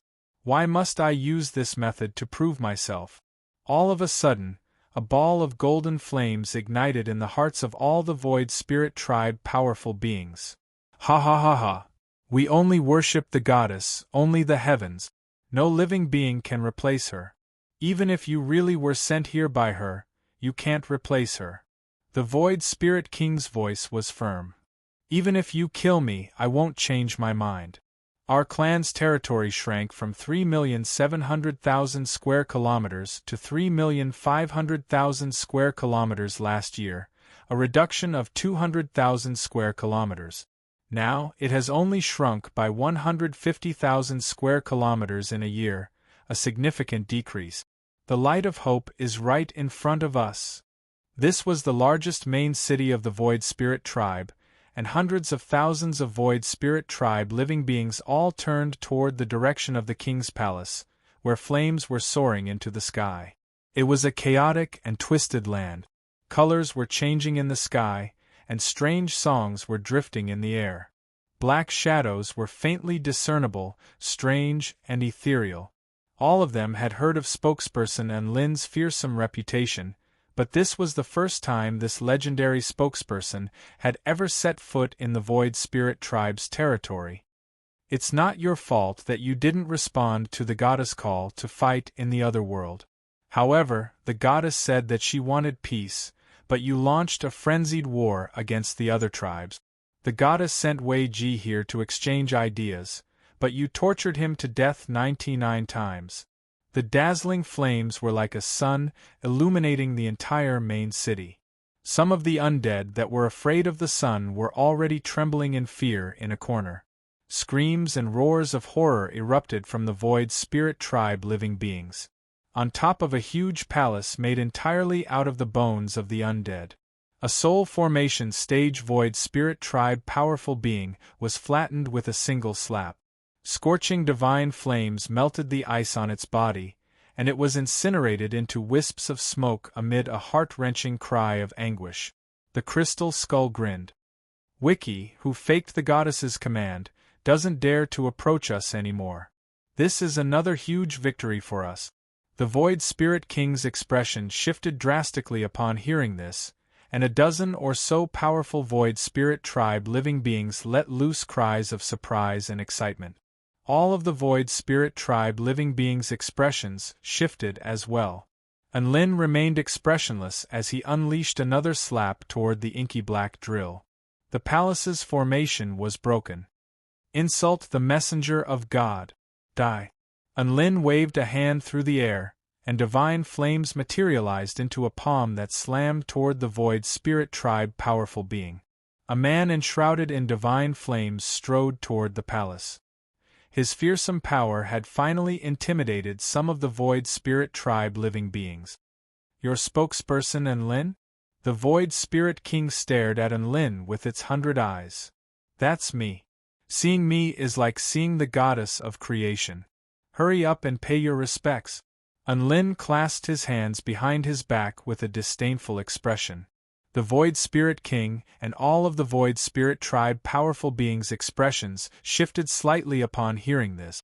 However, there were still some Void Spirit Tribe powerful beings who were not afraid of Enlin. All of the Void Spirit Tribe living beings were dumbstruck as they stared blankly at the miraculous scenes unfolding before their eyes. The entire continent was shaken. Rumble, it's the same for the number of warriors sacrificed. Last year, we sacrificed 60,000 warriors. Now we've only sacrificed 53,000 warriors. The other 10 great clans can't hold on much longer. The sound of explosions suddenly erupted from outside.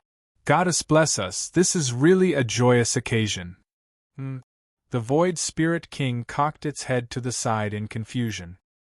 He had insta-killed a soul formation stage Void Spirit Tribe powerful being with a single palm. Goddess, goddess, goddess, bam! The massive golden divine flame's palm was imbued with terrifying scorching temperatures, and it pulverized the indestructible drill before engulfing the poisoned Spirit King as well. A spirit body enshrouded in poisonous mist transformed into an inky black drill before roaring and hurtling toward Enlin, leaving a gargantuan trench in the ground in its wake. You'll be in charge of the mission to conquer this world and kill all 10 intelligent tribes, the Void Spirit King said in an indifferent voice. Hence, I've come here to announce your crimes, and then announce divine punishment. This was the first time a complete sun had appeared in the Void Spirit Tribe territory. Some of the Void Spirit Tribe living beings were even twisting their bodies like seaweed to express their excitement and joy. Their voices reverberated throughout heaven and earth. I only respect the mighty goddess. One way G was enough, and now Enlin has appeared as well. Do you really think I'll believe you? Die, poison dragon drill. It absorbed the flames in the sky and lit up the entire world. A vast and mighty voice erupted throughout the entire territory. Unless you can make her appear here in person, the Void Spirit King added. What bullsh * T divine messenger? Die. A Void Spirit Tribe powerful being with a body that was as twisted as glue sat on a throne with a ferocious light flashing in the hundreds of eyes on its head. A dozen or so Void Spirit Tribe powerful beings with extremely powerful auras hovered in the air, staring at the humanoid crystal skeleton kneeling before the throne. Another insta-kill. All of the Void Spirit Tribe powerful beings within the palace burst into laughter upon hearing this, and the air was instantly filled with a joyful atmosphere. Void Spirit King, our Void Spirit Tribe territory has shrunk from 3,500,000 square kilometers last year to 3,350,000 square kilometers this year, and we've sacrificed 53,000 Void Spirit Tribe warriors. The Crystal Skeleton reported. Chapter 1205. All of the Void Spirit Tribe living beings were astonished to discover that a ball of flames had been ignited in their hearts. The golden flames had no physical substance, but they truly existed. Ah, what did you do to us? An expression of horror finally appeared on the Void Spirit King's face as he stared at Enlin in shock. Enlin's body slowly rose into the air, as if he were a paramount god looking down upon all living beings. I've already told you, I'm here to announce your sins and then unleash divine punishment upon you. There's a ball of flames in each of your hearts now. If you can truly come to your senses and repent with all your heart, then this ball of flames will disappear. Otherwise, Enlin flew higher and higher, and his body gradually disappeared. Otherwise what? The Void Spirit King asked in a panicked voice. There was no reply as Enlin had already disappeared. The hundreds of thousands of Void Spirit Tribe living beings in the main city were in a state of panic. My God! What will happen if we don't come to our senses and repent? Don't leave your words unfinished. Spokesperson Shin, please come back and finish what you have to say. I'm going to die from obsessive-compulsive disorder. Thus, spokesperson Unlin disappeared before he could finish his sentence. However, this was like a seed that quickly spread throughout the Void Spirit tribe. Not only were the Void Spirit tribe living beings in the main city aware of spokesperson Unlin's words, but even the Void Spirit tribe living beings outside the city also learned of Unlin's words. There was a ball of flames in each and every Void Spirit tribe living being's heart, so this was an important matter that concerned all Void Spirit tribe living beings. Unlin's words naturally spread like wildfire, and they instantly spread throughout the entire realm. Under the stars, Tina and Unlin silently looked on as the situation unfolded. What is that ball of golden flames? Didn't you say that we can't forcibly intervene in matters between races on a large scale? Otherwise, it'll result in conflicting orders and the opposite effect? Unlin asked with curiosity. That's right, even he didn't know what that ball of flames was. I didn't intervene on a large scale. The golden flames are actually just a simple projection. They have no physical form, so they won't have any effect on the Void Spirit tribe living beings, Tina replied with a smile. Will this really work? Unlin was a little puzzled. It's useful. Every time they see this ball of flame, they will reflect on themselves. The flame is like a mirror, warning them and subtly influencing them, making them make a choice. Tina's eyes shimmered with a peculiar ripple as she continued, From now on, I'm going to make up for all the mistakes I've made. I'm going to erase all of them bit by bit. In the past, she was the one who had created the spirit-engulfing beasts, whose mission was to devour highly intelligent beings. Now, the evolved Void Spirit tribe had inherited the spirit-engulfing beasts' mission, and this was not a good thing. It was best to erase all the coercive factors so that a race could develop normally. Unlin and Tina left the Divine Mirror world. This matter was not something that could be completed in a short period of time. They still needed to wait for the matter to ferment. The sun was warm and a cool breeze blew. A series of fireworks exploded in the sky. Colorful ribbons hung on the green trees, dancing in the breeze. It was time for the new students to enter the new semester. One prodigy after another from the Kingdom of the Nine States, and even the Tai Chu continent walked into the gates of Xiaoxian United University with longing and yearning in their hearts. Vice Principal Yuhua wore a wide smile on his face as he looked at the enrollment list. Ha ha! The quality of the new students this year is a lot better than last year. There are 3 spirit-nurturing stage prodigies, and 80% of them are high-rank Dao body stage prodigies. The Celestial Court is truly fortunate, Vice Principal Yuhua heaved a long sigh with emotion. Come on. Madagascar adjusted his red-rimmed glasses with an indifferent expression. They're all here for Enlin's fame. Who doesn't want to get to know that superstar of the Tai Chu continent? Perhaps they'll all go to the 4-9 Immortal sect after they graduate. Vice Principal Yuhua's lips twitched. Setting everything else aside, the 4-9 Immortal sect isn't going to be able to recruit so many people. Madagascar crossed his long, well-proportioned legs with a smile. Indeed, the Celestial Court won't be able to recruit that many people. Vice Principal Yuhua, sigh. Now that you mention it, I really can't bring myself to be happy. Vice Principal Yuhua lay down on his chair and looked up at the sky through the ceiling. Lu Qianhuan, Tang Shimin, Xianyuan Qing, Su Qianyun, Su Xiaolan, Yao Mingxi, Yao Xiao. These are all exceptional young talents, but they've either been scouted away by the 4-9 Immortal sect or booked in advance. It's as if the university is helping them cultivate their talents. Vice Principal Yuhua was very depressed. It doesn't really matter. A faint smile appeared on Madagascar's face as he said, I wouldn't be happy with anyone else, but I think Enlin is fine as the sect leader of the 4-9 Immortal sect. After all, he's a member of the Celestial Court. Those prodigies definitely won't forget about our Celestial Court when they go to the 4-9 Immortal sect. Vice Principal Yuhua nodded before pulling out a stuffed bun and munching on it with relish.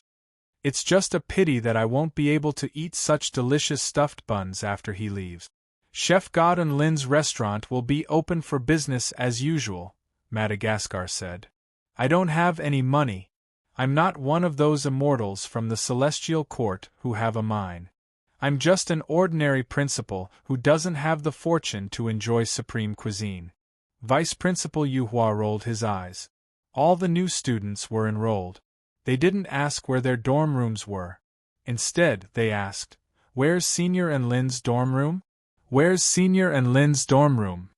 Hurry up and take me to see the Lord of Transcendence." Hua and Lin put on a simple disguise and held on to Xiaolan's hand as they wandered around the campus.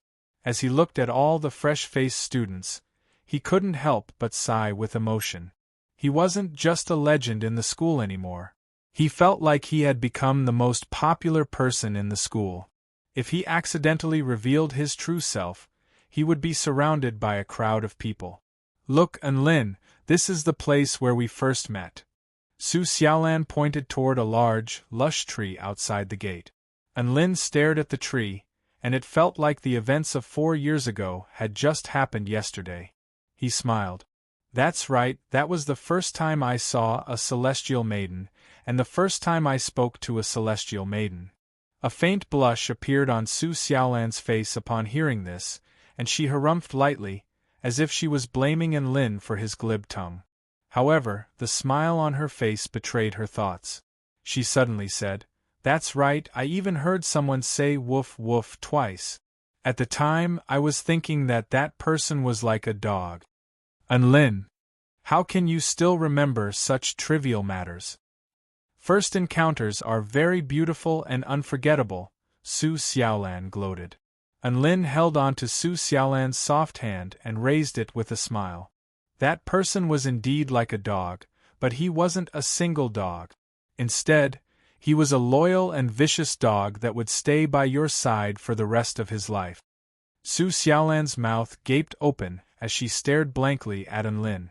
The blush on her face had yet to fade, but now it was even more pronounced, and her face was as red as an apple.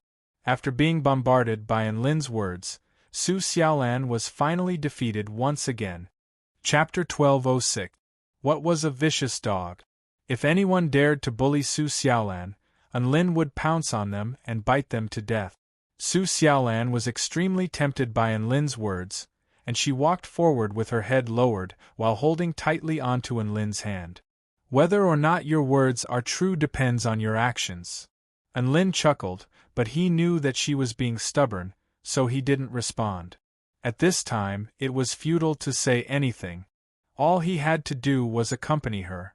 Thus, the fifth-year students began. This was the final year of the United University of Cultivation, and this year, they were taught how to survive, how to battle powerful enemies, and how to observe and explore the path of Tao. Combat was Lin's forte, and he felt like there was no teacher who could teach him that. After all, the title of War God of the Celestial Court wasn't just for show. He had earned it through battle. Observing and exploring the path of Tao was even more difficult to teach. After all, Lin didn't even know what kind of immortal he was cultivating, so how was he supposed to know anything about Tao? He had observed a lot of the true intent of Tao from other mighty figures, but that wasn't the Tao that he was pursuing. Lin could already envision how this year was going to go. He could only hope that the divine pill and divine tool would be ready as soon as possible. Only then would he be able to progress to the return to void stage before graduation. Otherwise, he really wouldn't have the face to graduate. The enchanting morning sun spilled through the window. Xiao Hong had already begun to sing a sweet morning song. "Master, a new day has begun. Let's do some exercise together." As she spoke, she began to sway her graceful waist, singing and swaying at the same time. Lin opened his sleepy eyes and was immediately struck by the sight of the writhing green stalk outside the window, and he was terrified that it would snap. "Big Brotherin, have you decided on the candidates for the Heavenly Peach Banquet, Woof?" Dabai's eyes widened with curiosity. He was also very interested in the first banquet of the celestial court. I'll read them to you, Unlin replied with a smile. Dabai immediately sat down obediently, his face filled with nervousness and anticipation. Even if there were only 2 spots available, it would still be able to get one, considering its friendship with Unlin. But now that Unlin had officially announced the 20 names, it was still very nervous. That's right, the 7 celestial maidens had successfully convinced the celestial Dharch and his wife to increase the number of heavenly peach banquet spots from 10 to 20. As such, the celestial Dharch had even sent a voice transmission talisman to express his condolences to Unlin. Unlin broke out in a cold sweat, but in the end, he managed to fool the celestial Dharch. Unlin cleared his throat before making an announcement. There are a total of 20 people participating in the Celestial Court's Heavenly Peach Banquet in the name of the 4-9 Immortal Sect. They are Unlin, Su Xiaolan, Xianyuan Qing, Su Qianyun, Lu Qianhuan, Bai Ling, Xiao Zhe, Xiao Tu, Tang Shimen, Long Outyin, Xiao Hong, Little Tian, Xiao Chou, Bai Yao, Little Na, Little Gu, Yi Ling, Little Lang, Bryce. Gulp. Dabai was extremely nervous. There was only 1 spot left. Unlin looked at Dabai with a hint of a smile on his face. Zhao Huayin, boom. Dabai's head exploded, as if a bolt of lightning had struck him, and he stared blankly at Unlin. Zhao Huayin. My former master, Dabai. Unlin extended a hand. Dabai let loose a cry of excitement as he pounced toward Unlin and scratched Unlin's chest with his little paws. Big brotherin', you baddie! You're scaring me on purpose, woof! Thus, the spots for the Heavenly Peach Banquet were decided. Everyone was looking forward to the day of the Heavenly Peach Banquet. Within the holy glacial lands, the snow maidens and evil dragons had already retreated from this perilous realm. Frosty winds suddenly blew from the depths of the holy glacial lands, sweeping through the entire continent for millions of kilometers. In the wind-plain state of the Kingdom of the 9 States, it was already snowing even before winter had arrived. In the western region of the opposite shore realm, where the snow maidens resided, large snowflakes began to fall from the gloomy sky. Many of the snow maidens couldn't help but dance upon seeing the snowflakes that they hadn't seen for a long time. Within the newly constructed snow god's palace, Shangguan Yi opened her tightly shut eyes, upon which black ice crystals were being destroyed and reconstructed within her golden pupils. A smile appeared on High Priestess Mengji's face. My good disciple, you've already absorbed 10% of the Ice Matriarch's soul aura and progressed to the Return to Void stage, so you can cultivate the mystic techniques of the Ice Matriarch now. Shangguan Yi bowed slightly before turning toward the northeast. I can't help but feel like something's amiss at our ancestral ground. A comforting smile appeared on Mengji's face. No matter how dangerous it is, it doesn't have anything to do with us. Could the Arctic glacial lands even reach the opposite shore realm? Don't forget, this is... Boom! An earth-shattering boom suddenly erupted. Immediately afterward, heaven and earth quaked violently. Crap! Our enchantment barrier has been smashed through by a snow mountain that has fallen from the sky. A snow maiden outside the palace let loose a cry of surprise. Mengji. All of the snow maidens ran out of the palace and were all dumbstruck by the sight of the gargantuan snow mountain that pierced into the clouds. Who threw that snow mountain? How did that thing destroy the enchantment barrier set up by the great Empress? A woman in an imperial robe stepped through the air and looked at the snow mountain with a grave expression. Mengji asked nervously, "What happened?" The great Empress' brows furrowed. "You might not believe me. This snow mountain was thrown here by the frosty winds that ravaged for millions of kilometers from the depths of the holy glacial lands." All of the snow maidens drew a sharp intake of breath. The frosty winds threw a mountain here? What a joke! How could such a tall snow mountain be blown up by a gust of wind? The wind is indeed very special. Not only is it extremely powerful, but it is also imbued with a very peculiar power. That power was imbued upon the snow mountain, thereby allowing it to smash through my enchantment barrier. But I don't know if that wind is a naturally occurring power, or if it's man-made. The great Empress' brows furrowed slightly as she looked at the snow mountain in the distance. A burst of frosty air pierced through the air before landing on the snow mountain, making the surrounding area within a radius of 5 kilometers even colder. The power imbued upon the snow mountain has disappeared? If it's a naturally occurring power, then it's just bad luck. But if it's man-made, then it's far too terrifying. The power of the wind is extremely precise, powerful, and indestructible. There's also a power that even I can't fathom. If something like that is targeting us, then it's very worrying. The great Empress' concern was written all over her face. If something is targeting us, then why would it throw a snow mountain at us? Mengji was perplexed. Just as they were speaking, the great Empress' expression shifted drastically. Be careful! All of the snow maidens turned toward the sky in the distance. Another massive snow mountain was hurtling toward them from afar. Again? The great Empress' expression shifted as she unleashed a palm toward the snow mountain.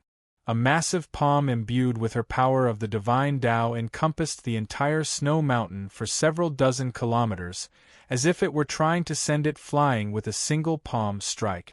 However, in the next instant, the snow mountain pierced through the massive palm completely unscathed. Boom!